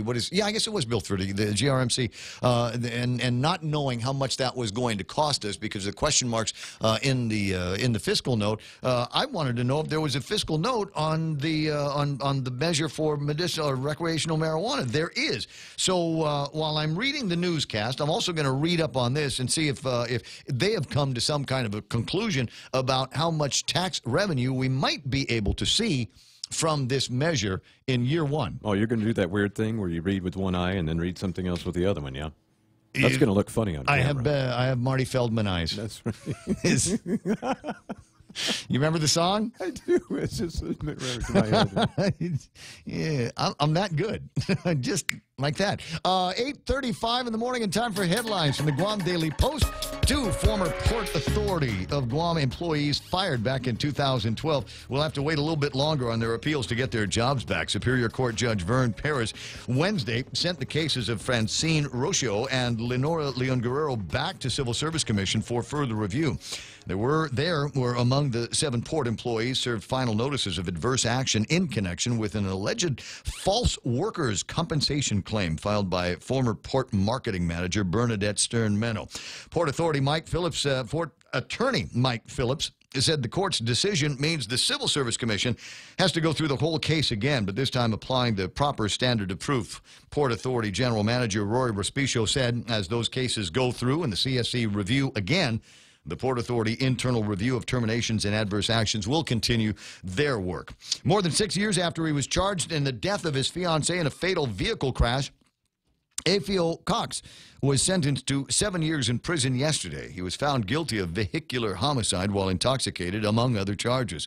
The crash occurred in November of 2012. It claimed the life of his fiancée, Maria Guevara. Cox was driving along Harmon Loop Road in the early morning hours when he lost control and struck a concrete pole. He had a blood alcohol content well above the legal limit. The delay in sentencing occurred because Cox appealed his conviction in the Supreme Court of Guam, which only recently affirmed his guilty conviction. Superior Court Judge Mike Berdalio sentenced Jeremy Dean Isaac to 5 years in prison yesterday. 4 years were suspended, so he'll spend only a year behind bars. Isaac was convicted of burglary and theft of property in July of last year, found guilty of breaking a window to enter a home and left with watches, guitars, and a number of other items. He was also found guilty of damaging the inside of the house. During his trial, police testified that fingerprints were left behind at the scene, which led to his arrest. For these stories and more, log on to postguam.com or grab a copy of today's Guam Daily Post. iConnect time is 8:37. Swing by an iConnect on your way to get that Guam Daily Post and learn about the great plans that they've got for 2019. Push-to-talk internet and mobile phones, they got them at iConnect. Okay, I think it's coming up soon. Yeah, we're on Route 1 and near the airport intersection, right? There, see it? What's the keyword? Look for the keyword. Check out the Vantage Digital Billboard and reap the rewards. Catch the keyword on the screen and get a free Americano or tea with menu purchase when you mention the keyword at your next visit to the Hive. Conditions may apply. Did you see it? You got it. I got it. You just focus on driving. Take advantage today and take a look at Vantage Advertising's digital billboard located on Route 1 at the airport intersection. Shrimp and guacamole for Lent at Subway. Generous portions of whole shrimp and a spread of guac. Hurry in, available for a limited time at Subway. Make it what you want. It's important to have claims process that works for you. At Guahan Insurance Services, we make things simple and convenient. Same door you walk in to purchase your insurance is the same door you open to file your claim. We can't pretend that the car insurance claims process is fun, but we can promise a hassle-free and speedy recovery without any runarounds. For your home, auto, and business insurance, visit us at the Camacho Landmark Center on Marine Corps Drive in Tamuning. Don't forget to like us on Facebook or give us a call at 475-1162 or text 929-SAVE. That's 929-7283. Hi, Dave. What's going on out there? I got backups over on 8, 10, and 16, but on Route 8 headed toward the intersection. Look for a lot of traffic moving from there. Also, Marine Corps Drive southbound as you pass the airport in the Northgate area. Did you hear the reference to Northgate? Doesn't happen very often. At any rate, so from about Northgate south to the 76 Circle K next to the UIU building, you're going to see a line of traffic. Must be something going on out there. There's an accident. Let me know about it. Send me pictures. 988-5...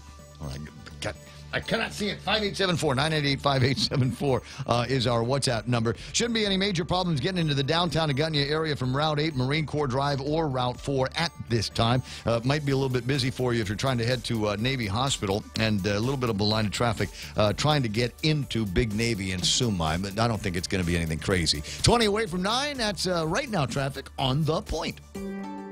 Guam Regional Medical City. We bring the healthcare advances of the world directly to you. We are an acute care hospital that complements your needs with our robust outpatient specialty clinics. From preventative care to critical care, we strive for consistent excellence at GRMC. Our core philosophy is where patients are partners, which means we work as a team to make a healthier version of you. For more information about GRMC, visit us at grmc.gu.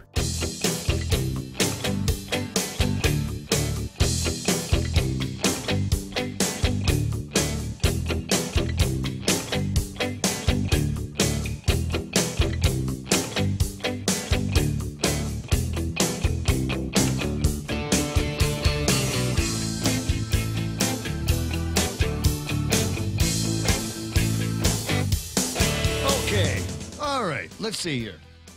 Hi, Marilyn. Nice to see you online this morning. DRT provided the following preliminary revenue estimates to the general fund based on a 15% excise tax on cannabis cultivation facilities. So I think this is as close as I'm going to get to a fiscal note on the recreational marijuana conversation.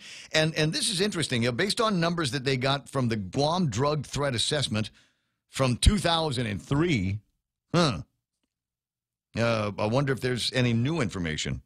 Department of Justice's National Drug Intelligence Center. Anyway, well, based on obviously stale data, they estimate that there would be 5,000 local users of this recreational marijuana, about 2,500 tourists who would consume about $3 million worth of this marijuana, and that's per month. $3 million in sales, gross sales per month on recreational marijuana. That turns into $36 million over the course of the year. And if we're taxing it at 15%, that would be $5.4 million in additional revenue to the government of Guam. Plus, other deposits that go into the Cannabis Control Fund would include application fees and licensing for a number of gift shops and clubs, which would bring in about another $175,000 into the process. And then maybe some fines that they might be able to net for another $82,500. So, possible that the government of Guam could see an increase of about, let's call it $6 million in this cannabis control fund, from which they'd be able to do, I don't know, about $6 million worth of stuff. But again, it's based on 5,000 local users and about 2,500 tourist users per month. We'd need to do some marketing, I think. There'd need to be some marketing. We'd probably have to get in the schools and tell the kids about marijuana and everything. I'm kidding. I'm kidding. It's all right. Don't freak out. Don't make your head explode. But think about that. 5,000 is what they're talking about in terms of local consumption. Does that sound about right to you? Yeah, you think that number's low. You think that number's low. You double it? You want to double the number?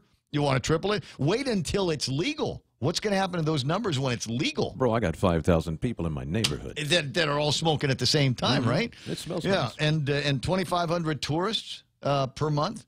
That may be about right. I would think that's going to be probably after about the first year of implementation. Then you'll start generating that kind of tourism. When the word gets out. Right. Yeah, when the word gets out that you can go to Guam, and if you're Japanese, it's 3.5 hours on an airplane away from getting your eyes nice and red. Yeah, the problem with Japan is that it's actually illegal for them to come over here and smoke it. They can get in trouble for it. But, I mean, it's not like they're testing them at the airport or something. But, you know, if they go back home and then their employer suddenly decides, oh, let's take a test, and you come positive, they can face some serious, serious repercussions. We're just going to have to grow the kind of marijuana that won't show up in the test. Yeah. Ismail's doing some math. He says, I see it as possibly 20,000 local users spending about $300 a month on dope, to the tune of about $6 million a month. That's $72 million a year. Now do the multiplier against that at 15%. And so what's that going to come up to? It's going to come up to about the same. There's about $10.8 million. Yeah, but keep in mind that when this law gets implemented and the supply increases, the price is going to drop to a much lower level than what it is now, something more akin to what you can get it on the mainland, where there, I want to say an ounce is probably about $70 or $80. So these revenue, if they're basing that on the price of marijuana currently under the black market, no, those figures need to be cut down by about a third, because the price is going to fall. The number sounds low already. Cost for a half ounce is $400, based on this estimate. Well, that may be close, because the estimates I hear, an ounce $800 to $1,000, like Clint was saying. So if we're doing about between $800 to $1,000 now, as you're pointing out, supply and demand. Everybody's, and number one, if you got people that are growing it on their own, just because they want to be able to grow marijuana in the house, so they might not be contributing to these gross sales numbers. No, but what they most likely will, and the people that actually will, are the people that are involved in the black market now. They will go and then get their permissions. They will start to continue to produce it, but they're going to have to drop their prices, because this stuff is just going to flood the market. They're talking about possibly 25, maybe 35 businesses that would get these application fees and the licenses, maybe more, and so there's going to be competition. Yes, I'm sure that the price of vape has probably gotten reasonable for people based on the number of places in the different villages where they're selling vapes. I don't know. Ask Oregon how it's going, because they wound up with an oversupply of marijuana. They could not get rid of it fast enough. 846, feed it to the animals. Then they'll be happy when we kill them to eat them. 846 in the morning. My buddy Ken's back on the line. Hey, Ken. You know where the contented cows come from. That's right. The contented cows make the happiest milk. And would that not, just think about that for a second. Would that not be, I mean, if we got into a situation where we were just overload, we just got way more marijuana than we need, is that something that we could say, you know what, we're going to feed that to the pigs, and then we'd have cannabis pigs floating around? And now would that, I don't know that you'd get any THC hit from eating those pigs, but, they'd make a great marketing pitch. It would, but right now I'm here at the legislature getting ready to testify on Bill 29, the effort to sneak casino gambling in the back door. I mean, think about it. gambling is illegal, but we're going to spend time and government effort and resources creating rules and regulations for an illegal activity. That almost sounds like a miscarriage of justice, an illegal use of government funds. But if we were to, I mean, their whole justification is false. You know, the whole reason we're going to legalize casino gambling is so the mayors can get money to hold a wowie bangy. No, that's for real. They aren't able to make any money on the carnival and the liberation because there's no casino. I know, and there's no games of chance. If we take that line of logic, Bill 30 just gutted Guam Memorial Hospital. Now we have to support 2 hospitals. What better way to support 2 hospitals than to have the mayors write up the rules and regulations for another illegal activity, prostitution? And then we can say, we're doing it for the hospitals. This money is for the hospitals. But earlier in your news, we pointed out that government in Guam retirement is $1 billion in the hole, and all the departments coming up for budget hearings are asking for more money, not less. So we need another source of revenue for government in Guam.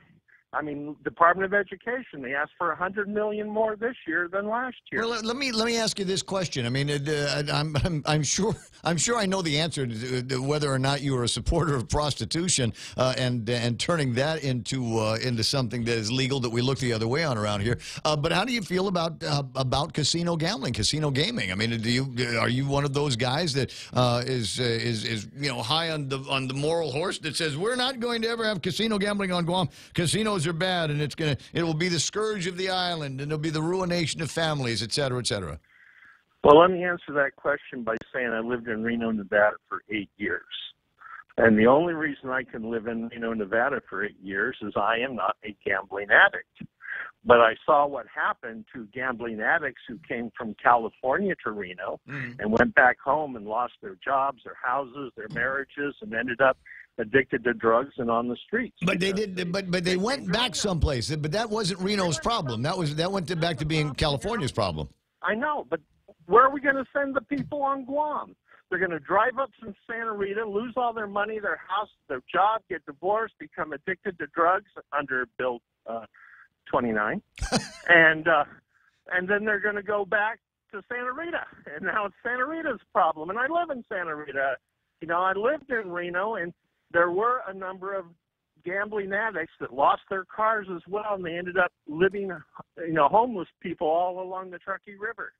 Every year, just before winter, the Reno police come and get all the homeless people and put them on a bus and send them to California.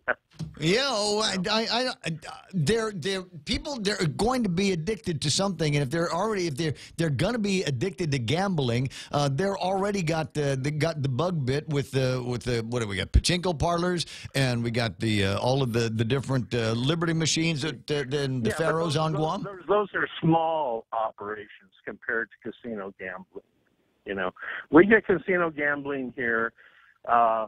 We're going to raise all kinds of money, and the mayors will justify it. Look at the millions of dollars we've raised for liberation. So look, in my mind, there are going to be people that can't control themselves one way or the other. They're going to be addictive personalities, and they're going to be places where they just cannot control themselves, whether it's drugs or alcohol or gambling or sex fetishes and things like that. So the trick is we've got to figure out what mechanism we're going to use to be able to control that. So if we're worried about people that are going to end up with gambling problems, we take some of the money that comes out of the gambling and say this is going to be directed to behavior modification and control. But that's why it works in places like Nevada, because when 95% of the gamblers come and lose their money and they take their addictions back to California, back to Arizona, back to Oregon and Washington, then the taxes that Nevada collects are more than enough to offset the social ills of the small percentage of Nevada gambling addicts. Like I said, I could live there because I don't gamble. A lot of people who live in Nevada don't gamble, We were able to live there because we don't gamble. No, I get that. Nevada and gamble, they end up moving to California. I get that. Maybe I should be clear. I don't have a problem with casino gambling. I'm not a gambler. It doesn't bother me. And if it means that we're going to find some guys that'll do some construction work and decorations and entertainment and shows and bars and restaurants in a centralized casino location that's real pretty and doesn't let people in wearing Zoris, then I don't necessarily have a problem with it. You probably don't remember the poker machines. I remember the poker machines vividly and knew people that had problems with it, and they were substitute for other problems that they had. I knew a woman had a serious drinking problem, and then she discovered the nickel machines, and then she didn't have a serious drinking problem anymore. She had a gambling problem. She had a homeless problem. And no, she never got a homeless problem. A woman drove a Mercedes-Benz, for heaven's sakes. And when they did away with the poker machines, she went back to having a drinking problem. Well, what we're looking at here is we've got a law on the books right now that says gambling is illegal. And now we're proposing to pass legislation to make it, to give the mayors the authority to create rules and regulations for gambling. Now, this is ridiculous. But it's a finite time in a single location. I don't have a problem with it. And frankly, that's not the bill. The bill says create the rules and regulations for gambling. It doesn't say create the rules and regulations for gambling at the Liberation Day Carnival at the Paseo only during the operating hours of the carnival and during Liberation Week. Well, then put that in there. Well, and until it's put in there, it's an open-ended license. I hear that. But and then even that's not the way the bill's submitted. The bill submitted that says, let me give you an analogy. The way this bill is written, it would be like having a tire mechanic perform brain surgery. What do you think the outcome, a successful outcome of that would be? I mean, we're taking the mayor's council and we're having the mayor's council write the rules and regulations on a billion-dollar cash industry that's prone to corruption. What do you think the chances are the people of Guam win in that scenario? I think you're overreacting on this. I think it's pretty clear that what we're talking about is the carnival, and my read is games of chance. So I mean, it would be against the legislative intent. No, well, the legislative intent is to have the mayor's council write rules and regulations for gambling. Yeah. It doesn't say carnival. Yeah, it doesn't say liberation. It doesn't say limited to. It's an open-ended. So you have to take law at its face value. As long as it's an open-ended law, it's a 24/7 casino bill with a casino in every village. All right. Well, I hear what you're saying, and I think it's still really early in the process. I mean, we're only at the public hearing stage. You just got to write that thing in there and watch the legislation as it goes through. And again, my position is I don't have a problem with casino gambling over at in general, and in particular, I have less of a problem with it at the carnival. Just make sure we got guys from Reventax that are in there, and make sure the government gets their fair share. Well, after the passage and signing of Bill 30, you have a hell of a lot more confidence in our elected officials than I do. We've talked about Bill 30, and I've made my piece on it many times on the radio. I think that it was a reach too deep with not enough numbers and not enough knowledge, and I'm still kind of bamboozled that this early in the legislative process that they would have jumped so easily and so quickly into that. God, it sounds like you're describing Bill 29. Well, Bill 29, we're talking about the cannabis? No. No, I'm sorry. They all run together in my head. The casino one. I don't think that's happening fast. I think there've been a couple of years of people talking about issues that they've got with the carnival and the lack of really anything going on over there. And we've heard from the mayors and understand their frustrations. And I was not behind the legislation that eliminated the casinos and the games of chance to begin with. I thought that was a mistake. Well, here we are today at the legislature holding a public hearing on a 237-word bill that is going to create the possibility that the Mayor's Council of Guam will have a casino in every village. I don't think that runs a.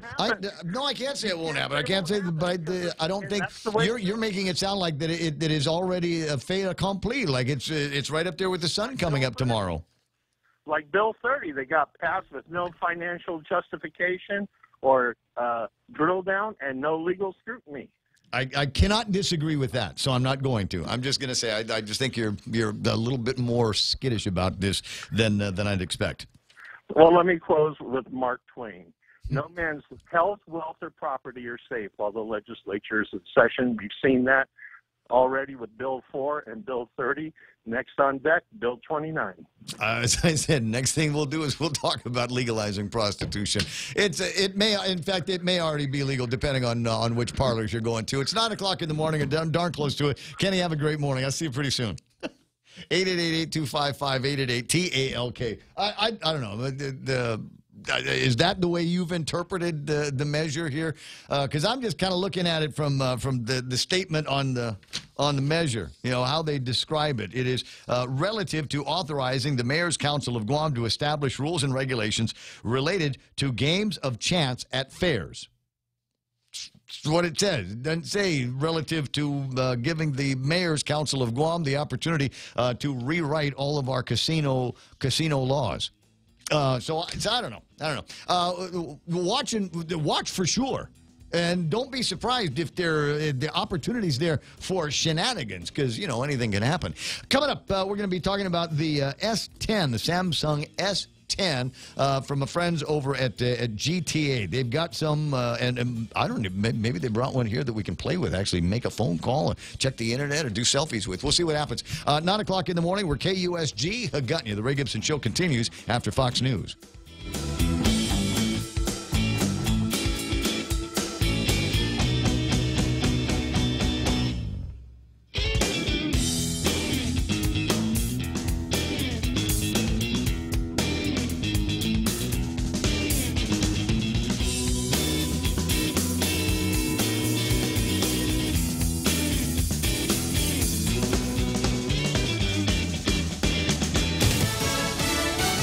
Condemning anti-Semitism. I'm Lisa Lacera, Fox News. After delays, the House passing a revamped bill against hate speech. Fox's Jared Halpern has more live on Capitol Hill. A resolution condemning anti-Semitism and Islamophobia was tweaked to also condemn bigotry of racial and religious minorities. If we are to be better than our past, we must reject all forms of bigotry and prejudice. House Majority Leader Steny Hoyer and all Democrats voted yes. 23 Republicans voted no, including Louis Gohmert of Texas, who says the resolution waters down condemnation of anti-Semitism. Hatred for the children of Israel is a very special kind of hatred. And the resolution began as a response to remarks made by Minnesota freshman Democrat Ilhan Omar, who suggested support for Israel is allegiance to a foreign country. Lisa. Jared, the sentencing hearing now underway in Alexandria, Virginia, for former Trump campaign chair Paul Manafort. Last year, Manafort was convicted of 8 counts of tax and bank fraud related to his work advising politicians in Ukraine. Federal sentencing guidelines call for Manafort to serve 20 years. Manafort also still faces sentencing in the District of Columbia in a separate case related to illegal lobbying.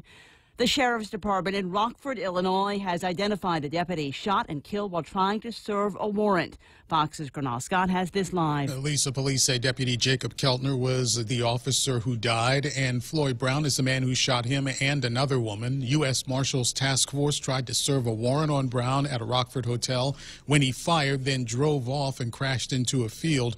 Trooper Sean Ramsey of the Illinois State Police say negotiations have been touch and go. He has opened his door several times, but then he closes the door and again just remained barricaded in his vehicle. Police are hoping for a peaceful resolution, Lisa. Thanks, Gernal. This is Fox News.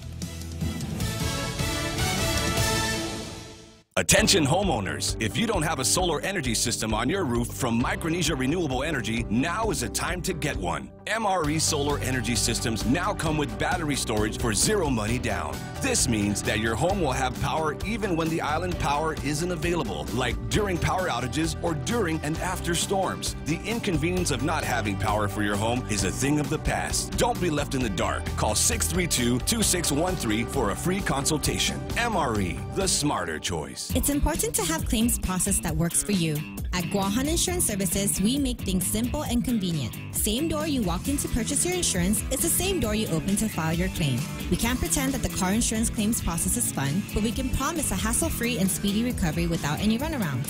For your home, auto, and business insurance, visit us at the Camacho Landmark Center on Marine Corps Drive in Tamuning. Don't forget to like us on Facebook or give us a call at 475-1162 or text 929-SAVE. That's 929-7283. President Trump's former lawyer, Michael Cohen, has sued the Trump Organization. According to these court documents, Cohen said the Trump Organization failed to cover his legal fees and costs that arose from his work as a personal attorney for Donald Trump. This is called indemnification. And the suit filed earlier today reads in part, quote, Mr. Cohen has incurred millions of dollars in unreimbursed attorney's fees and costs, plus additional indemnifiable amounts, and continues to incur attorney's fees and costs in connection with various ongoing investigations and litigation. Fox's Catherine Herridge in Washington. This is the Senate Intelligence Committee is interested in re-interviewing Donald Trump Jr. and others after Cohen's testimony last week. He was added to the FBI's list of 10 most wanted fugitives after they say he murders his fiancée. Now the Bureau says he's been captured. Fox's Steve Rappaport with this live. Lisa, Lamont Stevenson was wanted for the murder of his fiancée and her dog in their New Jersey apartment in 2014. Stevenson's life on the lam ended Thursday morning when police arrested him during a traffic stop in Maryland. We warned Mr. Stevenson that he will be found. FBI Special Agent in Charge Gregory Erie. I'm here to state now that in the state of New Jersey, when we unite and we look for somebody, it is not a good place to commit a crime in. We will find you no matter where you are. Stevenson spent 147 days on the Bureau's 10 most wanted list. He's also suspected of fatally stabbing a Washington, D.C. woman and her cat last night. Lisa? Steve, a former Equifax executive who sold shares for nearly $1 million a week and a half before the company announced a massive data breach, has pled guilty to insider trading. Jun Ying entered the plea today in federal court in Atlanta. The Securities and Exchange Commission has also accused him of insider trading. On Wall Street, stocks fell for the fourth straight day, with tech companies and banks leading the way. The Dow fell 200 points. The Nasdaq lost 84. The S&P off 22. I'm Lisa Lacera, and this is Fox News.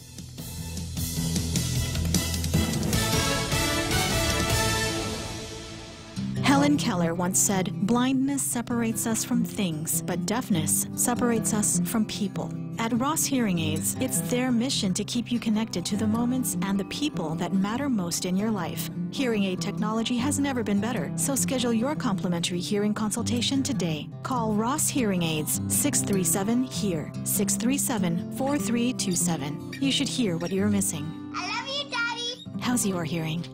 It's awesome. I can hear everything. I had it checked 5 after 9 o'clock in the morning. Ray Gibson Show until it's not going to be anymore. We are talking phones in a second, but right now I got to talk grind. It is, as you know, Lent, and they've got a fantastic lineup of Lent creations for you over at King's Restaurant. They like they like Lent as much as you do because it means they get to spread their wings and some great seafood. I'm a nut for parrotfish. Whole fried parrotfish, awesome. That's one of the leaders on the menu. Parrotfish sandwich, parrotfish and chips, and for those of you that want a whole different version, parrotfish escabeche, tender grilled parrotfish fillet, stir-fried with cabbage, bell peppers, and eggplant simmered in turmeric and coconut-based sauce, just like Granddaddy used to make it. Find that for lunch anytime during Lent at King's.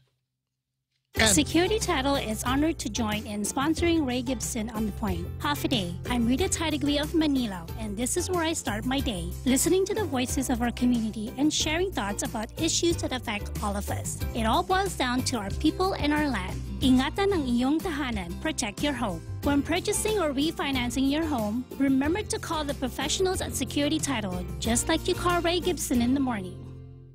Portions of the Ray Gibson Show also being brought to you by the guys over at Micronesia Renewable Energy. You know, there's never been a better time to go solar. Guam Regional Medical City, never been, for them, never been a better time, period, come to think of it. But they are your first choice for all of your specialty care needs. Cars Plus with Jen and Joe and Dunge. You got questions about Harley Davidson, they'll answer them for you. Want to know about Jeeps? I was asking Jen yesterday, who's got the oldest running Jeep on Guam? Because those things will go for about forever. So it'd be interesting to find out who's driving the longest registered car on Guam. She'll find out for me. And also brought to you by APL, American President Lines is shipping the future. Real Talk Radio is back. The Ray Gibson Show. Morning talk that matters. Call now, 888-TALK. That's 888-8255.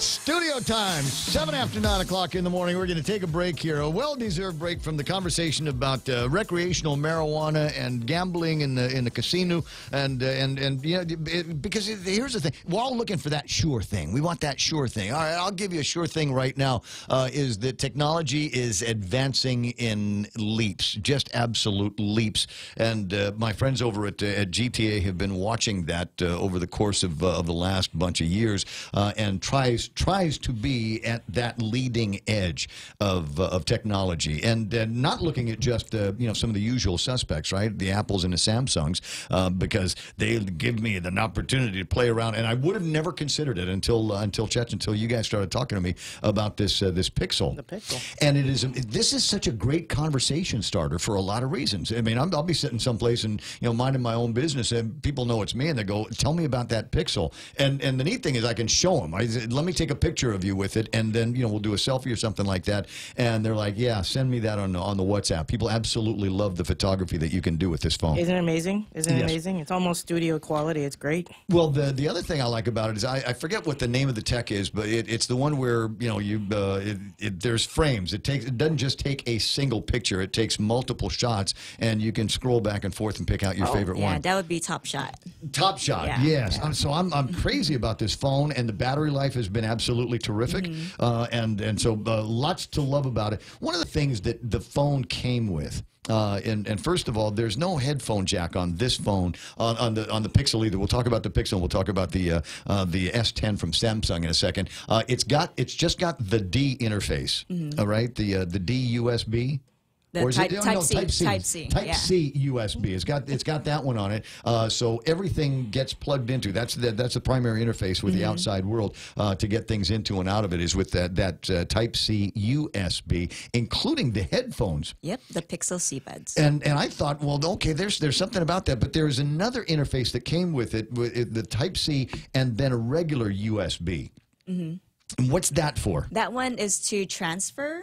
So when you're switching phones, say you're switching from an S10 to a Pixel or vice versa, you use that to transfer your information from one phone to another. Can I give you another use for it? You probably already know.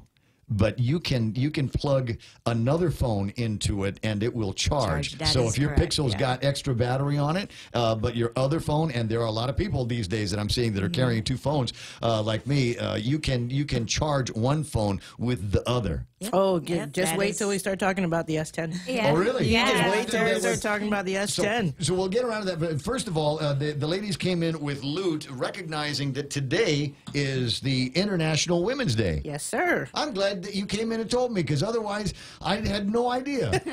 So he said, "You got to change your shirt." I guess. Come on now. Like on the camera? Yeah. Just put it on over. No, there you go. But I like it. The pink makes my tan pop, so we're definitely going to be wearing this. Brings out the color in your eyes. So International Women's Day. How is GTA involved in that? Or is it just something we're doing in the office? Well, it's something we're doing in the office, but, you know, one of the things that we're pretty keen on over at GTA is that we really want to promote the women in tech. You know, and there are so many fantastic women at GTA who, you know, over the years, I mean, we've got some women at GTA who've been with us for decades, and it's awesome, and they're like the institutional knowledge. We've got Lupe Guzman, who works out in our construction department. We've got Nakrina Mendiola, who basically runs the place. Yeah. And, you know, and whether or not you realize that these are women in tech, they are the women giants who've kind of brought us to where we are now, because they are the institutional knowledge. And we want to celebrate that. And so this is why, you know, the girls have pink shirts that say Women in Tech. I have a black shirt that says Balance for Better, which is kind of a different spin on the International Women's Day theme. My daughter will have one for when she gets out of school today. And your daughter will have one. And we just want to celebrate it. And not just at GTA, but everywhere. That, you know, tech has always been kind of a guy's kind of realm. And women have done tremendous things in tech, and so we want to celebrate that. You know, my sister worked at Quintos with those guys all those years ago, and absolutely loved playing around with it. I mean, she never got to the point where she was doing any serious programming or anything like that, but always thought it was fun to watch the guys in the back. You know, I used to do this contest where I'd give you numbers like on a telephone keypad, and those numbers would translate into some kind of unusual or provocative phrase. You know, it's a Ray Gibson show, so it's going to be something, right? Of course. And so the first people that could call in with the translation based on those numbers would win a prize. Oh, nice. Yeah, always. We should probably do it again with GTA. You know, because you got all kinds of stuff. I mean, it just prepaid cards or you know, gizmos like we like could the totally earbuds. do that. Yeah. Totally do that. But yeah. anyway, so what these guys did was they wrote code here. So as soon as they found out what the numbers were, it would generate a series of sentences, and some of them would be just, you know, gobbledygook. But sometimes every once in a while, it'd come up and actually give you the phrase that I was looking for. No kidding. Yeah.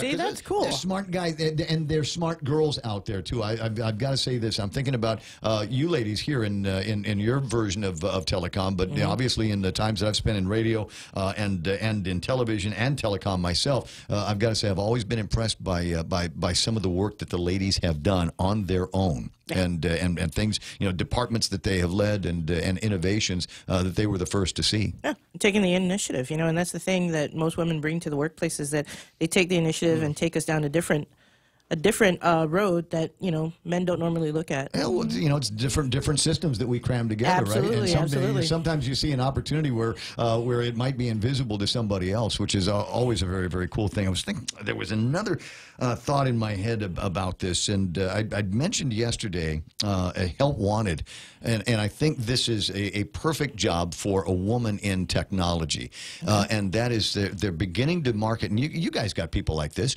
It's social media marketing. Oh yeah, I mean it's the next thing. I was reading about somebody working someplace, and that was part of her job description. And so IP&E, the shop I was talking about yesterday, they're hiring somebody for marketing, but specifically in social media. Yeah, it's incredible. I mean, social media has come to such a place.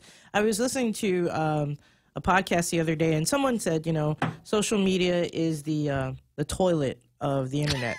I thought, you know, that's a little extreme, you know, but that's, of course, if you're only focusing on the bad stuff. But like over in marketing at GTA, I mean, we've really transformed in the past few months, and social media has just become this giant that we're just looking at and going, you know what, we can be a part of this. And we have all the things in place. It's funny how when you sit down and you think about all the things you have, all the elements you have, you realize I have everything I need to do what I need to do. Yeah. And the guys over in our marketing department are fantastic. The girls here over at Product give us so much stuff. And we've even heard, like, you guys are kind of bringing your game up. We've done, to launch the S10, we've done these fantastic 15-second videos on all these great features. And that's all stuff that are reaching people on their phones or on their computers, because that's where it's going. That's where advertising is going. We are. That's where we are right now. Absolutely. Put the radio station on Facebook Live and on YouTube Live, and it's available as an on-demand product, any speaker, anytime, any screen, anytime.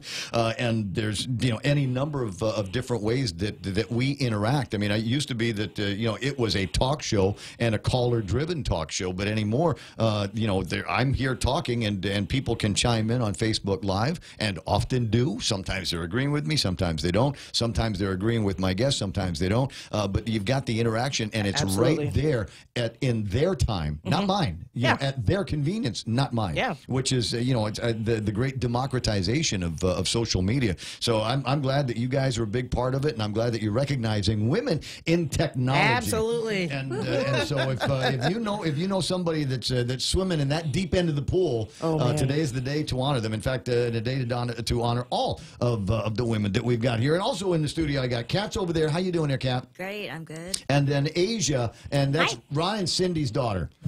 Because I'm looking at Tammy. So I'm looking at going, wait a second, I know this girl. Why is your face so familiar? Because I've met you once upon a time. She was probably like many times ago. Yeah, have I told you everything about your dad that your dad hasn't told you?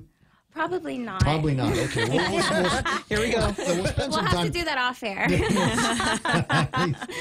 He's all nervous. Actually, there's somewhere around here. In fact, it's a picture I took with the Pixel at the end of a race with your old man and I. It was at the race at the airport for the airport, and we were there together. And near as I could tell, I posted it up on the Class of '80 group chat, and I said, "These are the two youngest looking guys in the whole bunch."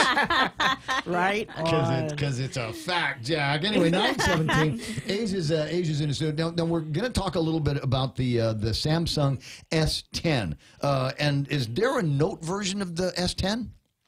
No, not yet. Not yet. That will but they are talking about it. Yes. Okay. Forthcoming for sure. Yeah. For sure. So there's three versions of it that I noticed in your marketing that you were pushing. So what's the difference between all three of them?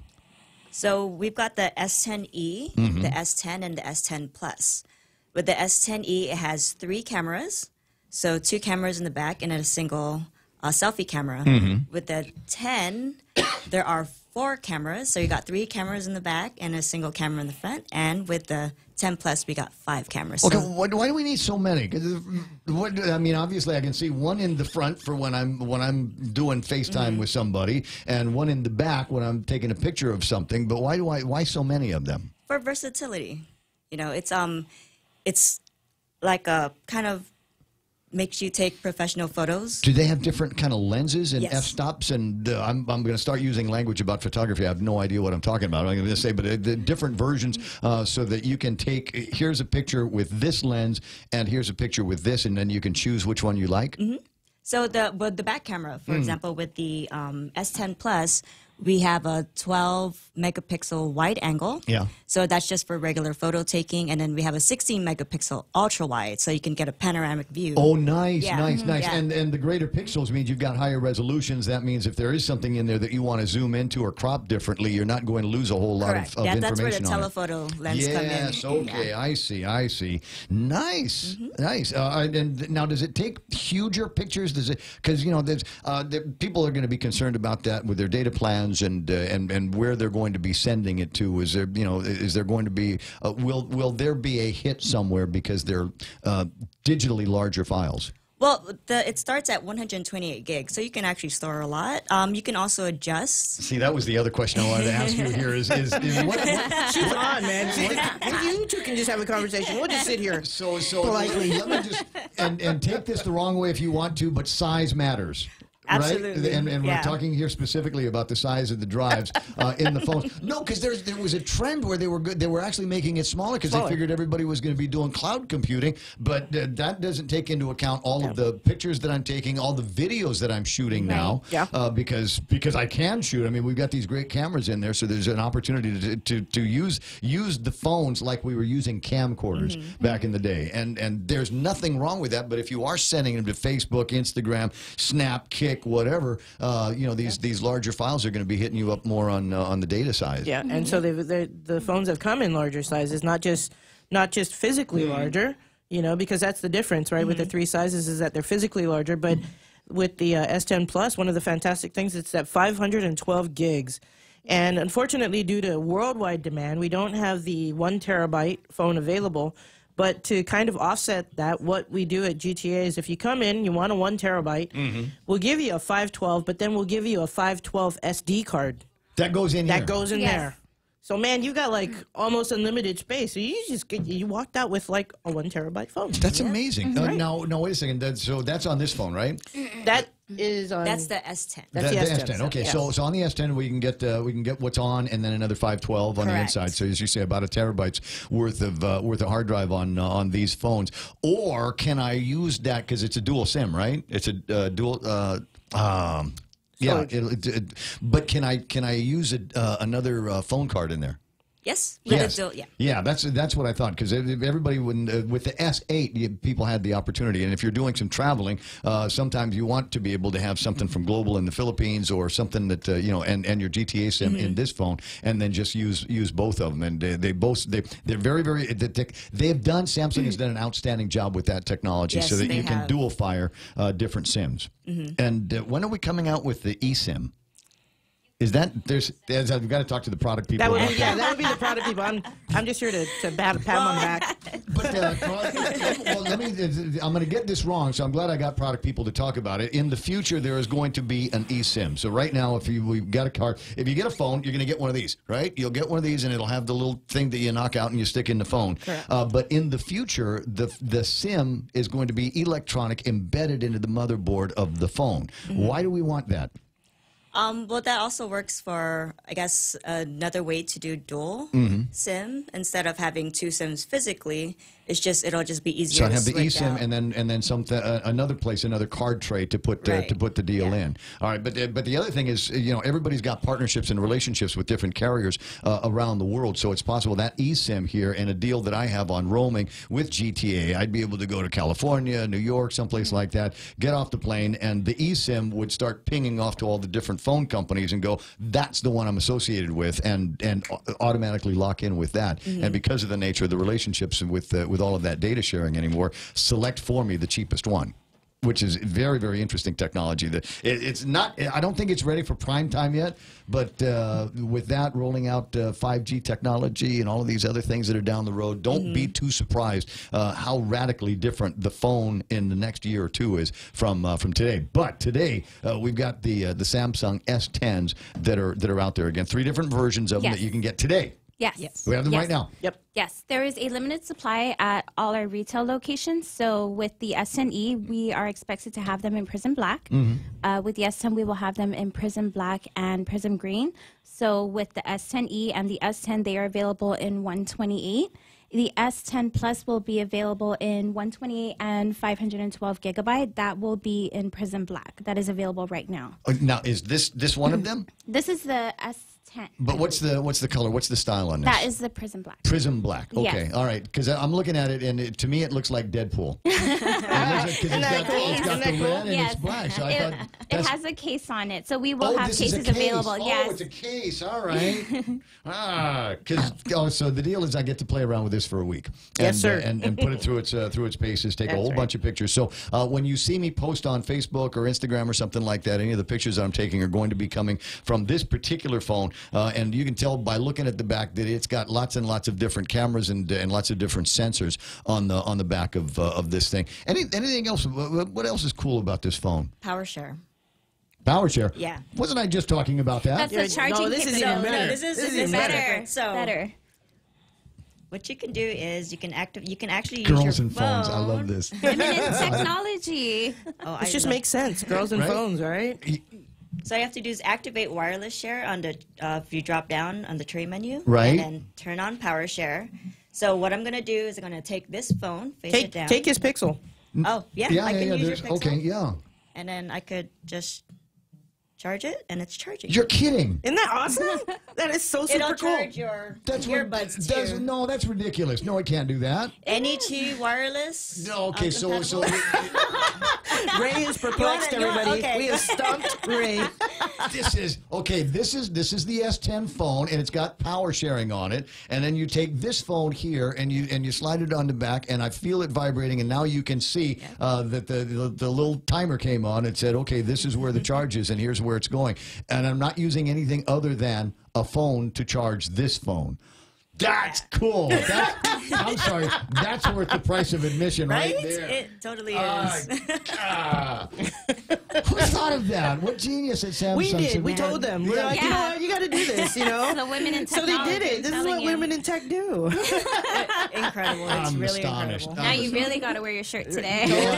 Totally, Ray. Definitely. Totally. So we got cases already for them, and they're available right now. But now, what are we telling customers that may already have a contract, and it might be a contract with another telecom company, or it might be a contract with you guys. How do we get people that want to be the early adopters on the S10? How do we get them in the door? Well, if they're under our handset payment option, they can upgrade to the S10 easily. Okay, but that's if you heard the commercial 2 months ago, Right. and you already got yourself lined up in it. Right. But if you're not, yeah, just come on in. Yeah. Just come on in, and we'll take care of you. Just come on in. You can walk away with this phone. I mean, you can walk in and walk out with a phone, not having to pay anything, any down payment.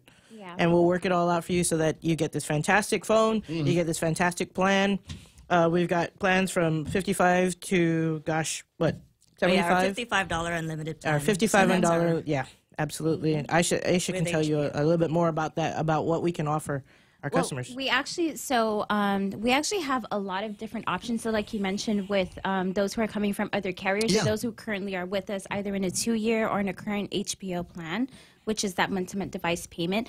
There are so many options. So what we want to just let customers know is to either call in or come into our retail store today, because I know everyone has that big excitement about the S10. Yes. They want to see what it's about. They want to see what else it comes with, which, by the way, just to mention quickly, we do have our Samsung Gearbuds available as well. That is on a limited supply. Like we did mention, there is a high demand worldwide just for this phone. So we'll be receiving more stock as the days go by. So let me just, can we spend some time on this? I'm a wired headphone guy and kind of always have been, and I don't currently own any kind of buds with the phones, but I'm seeing your daughter might steal those. Yeah, I want to be I'm very just careful about where these get placed. So these they little batteries on the inside, and they're connect with to the phone, right? Yeah, and they can be How charged. do I charge them? On the phone. You can charge them on your So phone. I could take this and The and Qi stick it on charger. the- Yes. But otherwise, how this is the thing? It all comes in here. Yeah. Very, very small, and so okay. I think I see what's going on. So it's not just a carrying case; it's the charger. Yes.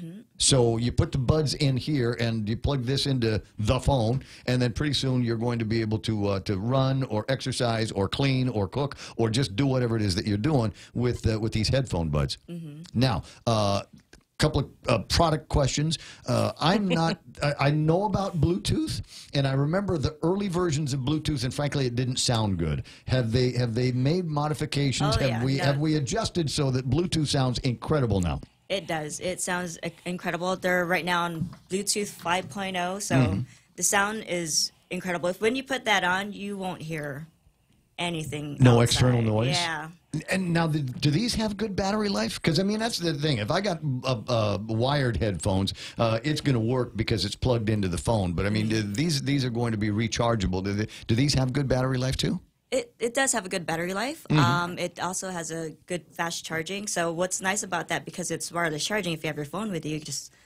They're right there together. Okay, I'm gonna definitely put this through the paces as well, because you're talking about listening to podcasts, and there are no short podcasts. There's one. There's one. He's like 7 minutes. I don't know if you've heard it. Mike Rowe. Oh, He's on for yeah. But I mean, outside of that, it's like at least 30, 45 I think minutes. it'll last through a whole podcast. A whole podcast, in the very least. Okay, because it's not one of those things. It's not like we have long commutes around here, but I like to spend a lot of time outside and plugged in and listening to my tunes or whatever. So I want to make sure that all works out.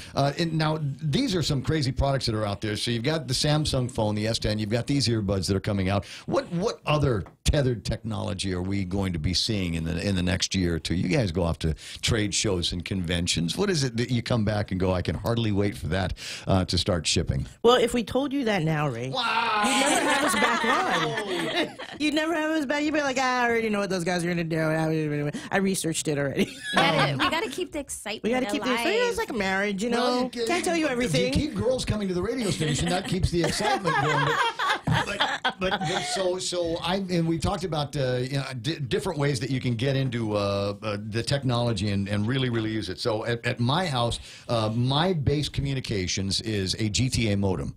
Yes. Right, everything and everything talks to the GTA modem. I have a security system, and if something happens at the house, if there's a change in the alarm conditions, the gizmo will talk the alarm. We'll talk to the modem and GTA, and I get an email that says that something has happened at the house, and then I can go and log into my security system that is also connected wirelessly, as it were, to the to my GTA modem. Your daughter's never going to have male visitors. We're just putting that out there. Everything that there is to know. I know exactly what's going on. Big brother, in my part big father, in my neighborhood all the time. But what are some of the other things that are out there in the future that we'll be able to talk to that GTA modem and Well, you know what? Actually, Kat is working on some stuff what we call the Internet of Things. And Kat's got some stuff. Unfortunately, we weren't able to bring them in, but that's definitely another show. Well, but let Kat tell you about them because we got some cool stuff. Well, you guys are coming back next week. Yeah. To pick up the phone. And okay, talk to you some more. So all right. So next week when you guys come back, we can talk about some of the Internet of Things. And to a degree, that's already happening in a big way. I've given you a couple of examples, but there are so many more pieces of technology that are out there. That there's Gizmo that you can tell on your phone. Say, I'm coming home. Turn the air conditioner on now. Yeah. Hot water heaters. Turn on the lights. Well, let Kat tell you about what we've got that we're pretty excited about that you might actually even enjoy is a pet feeder. Oh yeah, that thing's pretty cool. So with this pet feeder, you can actually download the app. There's a video camera, and so you can actually check on your dog or your cat and then time it to release food. Right. Or like do it from remotely from your phone. There are going to be people that maybe don't have that kind of relationship with their pets that will not understand. How does that happen? How does that happen? If you've got an animal, and trust me, there are people that are doing it today, and you just don't know. They'll call the house, and the answering machine will pick up, and they will talk to their cat or their dog through the answering machine. Oh, right? yeah. So with this pet feeder here, I am assuming that part of the features and the benefits is you'd be able to control the pet feeding. But it'll have a camera and a little speaker, so you can talk to little Muffin. Yes. And call Muffin. It's time to eat. Come on over here. And or if you're running home late from work and your dog needs to eat, like, hey, okay. do they have one that will take it outside to pee? Not yet. Not yet. Not yet. We're getting there. We're getting there. So Us women Like are 5 working years. Yeah, the women are working on it. The women in tech are working on that because that's also going to potty train. See, it's all about the girls in technology. So we'll see you guys next week, and I'll give you my full report on how this Samsung S10 feels, and Awesome. and take pictures. So if you are one of the women in my life, expect sometime over the next couple of days for me to get next to you and take some selfies. And try not to go around and grab everybody's phone and be like, "Can I charge you?" I'm good. No, I'm totally going to do that. I am totally going to do that. You know, and I'm going to do it with people that have apples. There you go. There you I'm go. going to do it with people that have apples, and they're going to go, my phone doesn't do that. And the Samsung litany is, yeah, we know. Right, Samsung, right. all of the features, some of the features that we're talking about here are probably going to be available on Apple phones in like, what, 5 years? Probably. Yeah. We're predatory like that. 9:34, ladies. Thanks so much for coming by. Thanks so much for all of the loot here. It's always nice to have you in the studio. We'll spend a little bit more time. What's that? What do you want? Yeah, I know I got to take a break because it's selfie time here, but I haven't set up this phone yet, so I can do the selfie. So we're gonna have to do this on the Pixel, and the next set of pictures I take with them, we'll do with the Samsung. It's 9:34, and that's iConnect. Swing by iConnect, learn about the incredible plans they've got for 2019. Push to talk, mobile and internet. What happened? Where'd it go? That. And that. Family Finance has been serving the people of Guam since 1959, and they'll continue to be there for you in the years to come. Whether you're looking to get a personal loan for that summer vacation or paying off those long overdue bills, Family Finance has got you covered. Apply for a personal loan from $1,000 up to $3,600 by calling Family Finance in Agutya at 475-4545, Upper Tumon at 647-5626, or in Dededo, 633-4473. Family Finance, serving the people of Guam since 1959. Experience the Take Care difference. Take Care members can count on accessing a high-quality, credentialed network of on-island providers, including the convenient one-stop FHP Health Center and Urgent Care, access to an extensive off-island network of providers, and the island's largest offering of free fitness classes and health education programs. You can count on Take Care to deliver comprehensive, accredited insurance coverage and quality health care when and where you need it. Take Care. Our island, your health plan. Learn more at takecareasia.com. It's 9:35 in the morning. I'm still yelling because the girls are still in the studio. We're all still excited. We're just amped up with the technology here. 9:36, and the idea is that it is Lent, and at Lenten time, they put together some great meals for you over at Wendy's. And one that you can get into right now. It's a kind of a combination. I don't know if they've combined it where you can order it all at once, but you can definitely get your hands and a fork around a great chopped salad that they've got there. North Pacific cod fillet. and I think you can get that in the salad. I have not yet seen it, but I know you can get it in the sandwich. And if you can get it, I would highly recommend today that if you're one of those guys that you just got to screen through a drive-through and snag a quick lunch and meet your Lenten obligation, may I suggest the North Pacific cod fillet over at Wendy's. I mean, they catch these things literally by hand. They've got some people that they've trained up, and they put their hands in the river and will pull the cod out by hand and talk to it and stroke it just before they kill it, right? So it's calm and it tastes good, and there's pickles on it. And then they've got this honest green tea that we want you to try. All of that waiting for you at Wendy's. At Guam Regional Medical City, it is our mission to become the island's premier choice for specialty care, like cardiology, pulmonology, neurosciences, orthopedics, oncology services, and more. We aim to protect our island from heart attacks, strokes, cancer, and diabetic complications. But should you suffer from such diseases, we're ready with world-class options, both inpatient and outpatient. For more information, visit us at grmc.gu.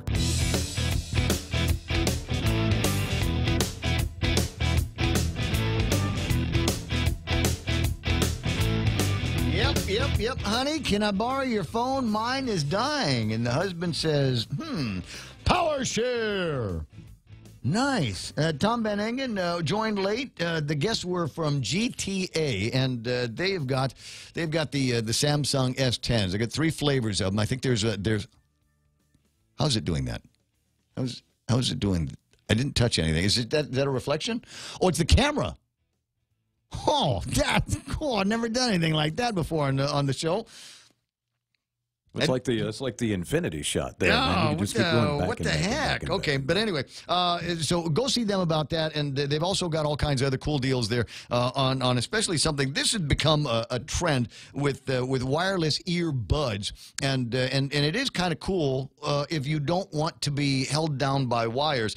I may this weekend use those. As part of my running. I don't generally run with music, but I've got to do a couple of real long runs in the next couple of weeks, and I'm thinking maybe I am going to bring my tunes with me this time around. Yeah, let me know how those are. I have just found earbuds to be underwhelming. The sound out of them is just horrible. I mean, I've got this S7 Edge came with the buds, and I put them in, and it sounds like I'm listening to AM radio. The wired headphones from the S7 era to future aren't those? I want to say there's a big name that's not Arrakis.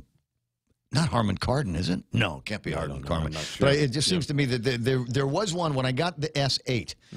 It came with a set of headphones, and my recollection is they're probably the best sounding headphones I've ever gotten from the. I could probably with the phones. So get I'll aftermarket. I will give you a piece of advice though. A lot of times, and especially with Samsungs, you get it will give you adapters. Small, medium, large things for your ear. Always try them on. The object of the game with a lot of these headphones is to seal out, to create a sealed space in your ear, so that one of it for primarily acoustics. All right, you want to have You almost want to make it so it feels like you got your finger in your ear, and you can't really hear much from the outside Same world. principle as these, but on the inside. Same principle with like the headphones that you'll see us wear on the radio station from time to time. So don't go. It's the medium one. It should fit my ear. A lot of times, take off the medium size adapters, put the large one on, stick it in your ear, and if it seals out the outside world, that's when you're going to get the best audio out of them. That's right. And if you wore a medium at 30, you'll probably wear a large at 50 because your ears and your nose continue to grow throughout your life. I knew that about my ear, but I didn't know that about my ear hole. Nah, the whole ear. Yeah, everything. Yeah. Interesting. 20 away from 10 o'clock in the morning. On Facebook Live, what have we got people chiming in on? Rudy Magallanes. And I was talking last week, or was it this week, with the guy from the Department of Revenue and Taxation who's in charge of tax refunds. And he told me then what I think he's told everybody else in the media since then. It ain't time for 2018 tax refunds. We've got about $370,000 worth of old 2017 late filers, et cetera, and stuff that maybe just got squared away. Those are going out, but those are the only things that are going out. Rudy says he was able to talk to somebody at RevTax and told him the timeline on release is probably not going to be until June or July. And so if you were waiting on a tax refund, don't hold your breath. It's going to be a couple more months, 3 more months, 4 more months, depending on when you got yours in. Remember, it's first in, last out with the Department of Revenue and Taxation. But the clock on that, I don't think, is going to start tolling until April the 15th at the end of business day. 9:41, so there's that. I got a note from a buddy of mine who was trying to get rid of some trash. And so he writes to me. Sorry, I have to squint. So I tried to drop off cardboard and 3 bags of cans at the Harmon Transfer Station today at 0840, which military time, I'll translate for you, that's 8:40 in the morning. Not only would they not let me, they said I had to come back at 0900. Again, 9 o'clock. Trash is a problem on island, and if citizens can't access the publicly funded resources, that won't change. That won't change. Can you help me get some traction on this problem? On a side note, I went ahead, dropped them in the right receptacles because it was already sorted, and I told them to call the police and left. So, and thank you for doing it right. That's the second time this week we've had that conversation. I think I was railing Monday or something about problems that we've got with trash in this community. And part of it, as relayed by now another listener, is that I'd use the transfer stations more if they were a little bit more accessible. So telling people that they can bring their trash over at 9 when lots and lots of people are already in work at school at 9. I mean, I got the trash, it's ready to go, and I can drop it off on the way to work, and then I'm not going to be the guy that's throwing this in the boondocks. I'm not going to be like the lady last weekend. You remember that viral video that everybody was railing about, the Micronesian woman throwing cardboard in the ocean near Mike's house. Yeah, that was crazy. I've never even heard of a dump that wasn't open at daybreak or shortly thereabouts. Yeah. So more needs to be done about that. And I haven't yet had a chance to talk about what's going on with the solid waste receiver. There's a couple of in both newspapers, I think, did an outstanding job of the coverage of this. PDN front page, an end to receivership? ? And the Guam Daily Post talking about on their page 2, no end date yet on GSWA receivership. And it sounds like they're different stories, but the truth of the matter is there's still some open questions about some open projects that need to get taken care of. The recognition that, as they say, time is of the essence with another cell being constructed at the Luzon landfill. And it's not so much that we've got to build a cell, although maybe there is something to that. Mike started a riff in my head the other day, and I do want to finish it. Is that we got to get the money to be able to build another cell at Luzon. And so here's my comment on that. Brace yourself for a loan. Brace yourself for another loan. Maybe to the tune of $25, maybe $35 million. And they're pretty sure they need about 20 for this new cell. And they're going to need, 30 years worth of maintenance money, about $15 million, to make sure that nothing evil comes out of the old ORDOT dump. So those are some of the continuing parts of the conversation. What is scariest to me, though, is, and you'll read about it in the PDN's version of it. What is scariest to me, though, is there was originally the plan was to put a trustee in charge of the old dump. And why would we want to do that? Exactly, because we don't trust the government of Guam to do it. Right? We don't trust the government of Guam to do it. And so everybody and their brother, though, in the government of Guam is saying, no, we can do it. Don't worry about it. We don't need to bring up a bank and have the bank oversee a trust and oversee the spend of it. We'll make sure it's done, and we'll make sure it's done right. But some of the people that are saying, we'll make sure it's done, we'll make sure it's done right, are signing bills and voting on bills that I'm not sure they read. Not sure what the impact is going to be. So I'm all for confidence, but let's build some time in between the inauguration of new administrations, new legislators, new boards, and the time where we really, really got to make sure that there is no evil coming out from the bottom of that old ORDOT dump, deep in the valley. Who knows what could be there? Radioactive lizards that are going to turn into Godzilla kind of creatures, or is going to be flesh-eating. What's the word? Spiders. Wow. I see where my head goes. That's heavy, man. Yeah. Well, you know, it's what's that police song? From the bottom of an old Scottish lake. Oh, yeah. Mm-hmm. Yep. Yeah. Somebody on Facebook will tell us. DJs. Dude, we're at the end of our 4-hour shift. Yeah, I'm at the end of 20 hours worth of talk this week. I mean, if we were doing a music show, we'd already be standing in the break room, waiting on the next shift to get in. Neats wanted to say thank you, and Jerry, for an awesome time. Neats, I'm glad that you and Jerry were able to get together. I played a video of that a little bit earlier today because I thought it was interesting. And while I got some time, we're just small talk portion of the program here. Let me see if there's some other videos that I wanted to play here today. Going back to yesterday's cannabis conversation. Was I done with? No, I did finish the riff on what's happening over at the solid waste receiver in the government of Guam. It looks like they've got in the 10th or so of May, they're going to get together and find out whether or not between Gita and the administration and whoever else is playing, whether they'll be able to come up with a financing plan for the new cell. After that, I think we need to sit around and have a conversation about we're done building cells at that plant, at that Luzon landfill. Yeah, we're going to run out of room. We're going to run out of too. Well, thank you, synchronicity.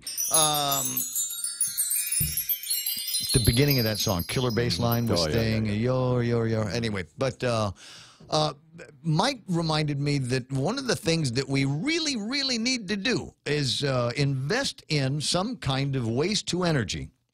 That's going to run about $240 million. Yeah. A cost of about $20 million a year. There's going to be upsides there. I mean, I'm not sure where your number comes from, how many megawatts it is that we're trying to build, or how much we're trying to, how much avoidance we're trying to get. So, I mean, think in terms of, I don't know, 30 megawatts worth of electricity, and just something that will burn. And I don't know the answer to this question. I could find it if I looked in the receiver's website. How much trash do we generate on a monthly basis? Yeah, and this actually is a cost-benefit analysis of a waste-to-energy plant from Montevideo, which is actually kind of comparable in size. So, is it? Okay. Yeah. Well, $250 million, depending on what the avoided cost then on fuel might be, because instead of using bunker oil to make electricity, we'd be using a seemingly inexhaustible resource. Yeah. That trucks will come by every day and put some of this stuff in the maw of this big fire pit, and we'll be able to make steam and turn turbines and make electricity. I've oversimplified it, but the deal is we do need to kill those two birds with one stone. We need to learn to make electricity out of our trash, and we've got to do something with our trash. And I know you're going, but it will be bad on the recycling. The bottom has fallen out of the recycling market. We've piles of stuff that we need to containerize and ship off to somewhere. But even the Chinese are saying, keep your paper. We don't need your paper. Your paper is more expensive for us to recycle than anything else. So keep all that. We'll take your iron, and we'll take your steel, and we'll take your aluminum. But yeah, tires is stuff that actually no, it's going to be expensive for us to do. Because I think somebody found out about what labor ought to cost in China. Yeah. And so I'm sure there's a bunch of guys that are going, yeah, you used to be able to pay us like slaves, but you can't do that anymore.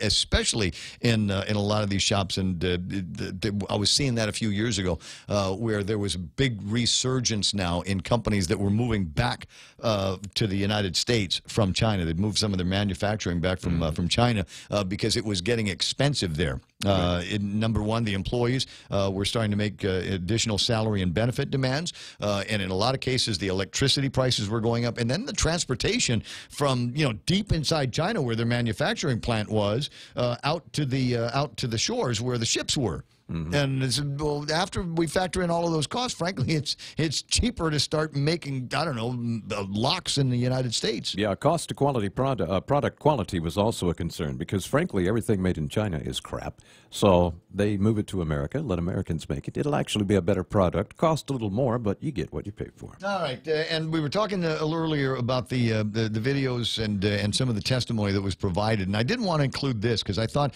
there's a lot of people that were thinking in terms of health care, and some that were thinking about taxes and the economy, and so we've got Mr. Parkinson here, who I refer to on this, if you can see it on Facebook Live, as Pudgy Dude, and he starts talking about a valid concern and a valid opportunity for medicinal and recreational marijuana here on Guam. Let's see if we can call this out past. Time is of the essence. Once the floodgates break, we aren't an early adopter, then we will be too late. Right now, with federal prohibitions, we have a completely protected local industry we can develop, since no outside competition can export their cheap cannabis to Guam. Any cannabis on Guam is 100% local, but once it's federally legal, then that dream is over. Our cannabis industry will be dominated by stateside and clever foreigners, and our dream of having an industry all on our own will die an inglorious death from inaction. So take action and get this product on the shelves. The people of Guam will be watching the same metric I'm watching. It's not enough to pass legislation. They will judge you successful when they can buy it from the store shelves. The people will be watching, and there will be a political price to pay for opposition and failure to implement. Thank you. I agree. I think he's absolutely right there on both of the counts. There is a great opportunity that is presented to us to be able to ensure, at least until there's a change in the federal government's policy on marijuana, to ensure that it's only the finest Guam Wowie that's going to be sold around here. And there are congressmen in Washington, D.C. that are pushing legislation to take marijuana off that list of scheduled substances. The question is not if, the question is when. I got a feeling we're all moving in that direction around here. 9:53 in the morning, and it's the Ray Gibson Show. Do a quick break, and then we'll figure out how it's going to wrap everything up now.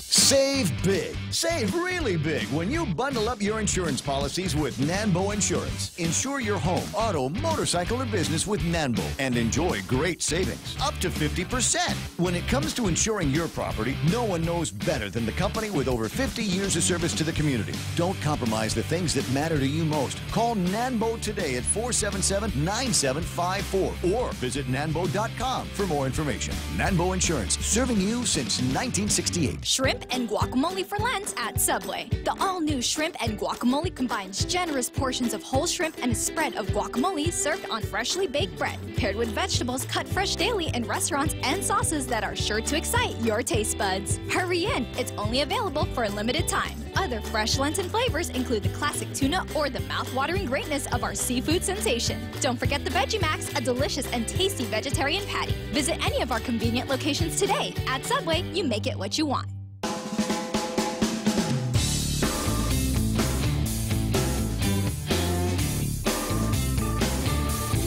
Vivian Splon, LG's online and the Facebook Live as we look at the end of the program today and a ramp into the weekend. So much going on. The GHRA Gala is over the weekend. Might still be some people getting on airplanes bound for Saipan. Understand it is their marathon, and just keep something in the tank. Because unless they've changed the course, it's that last about 10K that will have you praying to the gods of running for just please get me through this last 6 miles or so, because once you make that turn over at PIC and start heading back north to the Hyatt, you've got the wind in your face, you've got the sun in your eyes, and by the way, you've already run quite a distance. So and it's a long flat. There's not a whole lot of variety for your legs, not a whole lot by way of hills that you're going up and down on. So I don't know. Just be very, very careful for all of that. And a reminder to the motorists here, we've got 2 big marathons coming up in the next month or so. The 24th will be the Guam Running Club's 48th Marathon, and then the Guam International Marathon that United and now AK are a part of is going to be taking place on the 14th of April. There's a lot of runners in their marathon training now that will be doing longer runs. In fact, tomorrow morning, I intend to be out there at 4 o'clock. Unless I'm out partying until 4 o'clock, in which case it'll be 4 o'clock on Sunday that I'm going to be out there. But watch out for me and a whole bunch of other people that are going to be trying to get those last long runs in before they're all finished with the deal. 9:56, my buddy Bob Kelly's on the line. Bob. Yeah, very quickly on waste energy, I think people need to go and look up on Google Honolulu and what they're doing in Honolulu with waste to energy for years. It's amazing. It's been working well, and it's clean, and it's something we should be modeling. It's another island. Yeah, well, the urgency in my mind is number one, we've got all this waste that's piling up. We're going to have to build another expensive cell, and I think it ought to be the last of the expensive cells that we build. I think the next technology that we put in the Luzon landfill is going to be something that would handle the waste ash that would come off of the waste energy systems. Agreed, and that's the direction we should go. And one quick thing on your marijuana discussion, I heard it but wasn't able to call in. We have not looked at how much money we're going to avoid or how much better we can go after other crimes if we quit trying to go after the law enforcement and public safety and criminal justice system with marijuana users. That is a point that, believe it or not, police officers have been making for a long time. Is really, guys, we need to concentrate on harder drugs and harder criminals. Can we dispense with this mostly harmless drug that is marijuana? And it'll also unclog the courts, which is not, look how long some cases have to take. If we can get rid of that particular part, it will free the courts up also. I don't know how much they're doing that, but I would make a case for clogging the courts just a little bit on a number of procedural moves. And if we turn it into something that is no longer a criminal act, then I'd like to go back in time to the 60s and the 70s. And all these guys that got pinched on marijuana crimes that are still on their permanent record, I'd like to see those crimes get expunged. For something that in heretofore is going to be legal, it seems to me that they shouldn't be prohibited from participating in society. Let's clean off that part of their record if we can. I concur with you totally. Yep. All right. Well, good. Listen, have a great weekend. I'll be on out there, and I'm sure we'll have an opportunity to chat up again soon. What was the name of that beer place you said we're going to? I just know it's down in the Blue Lagoon. I'm trying to remember the name, but it's a craft brewery. They make it down there very good, and I am going to be there probably tonight. We'll see what happens, my friend. Closing in on 10 o'clock in the morning, the radio station is KUSG.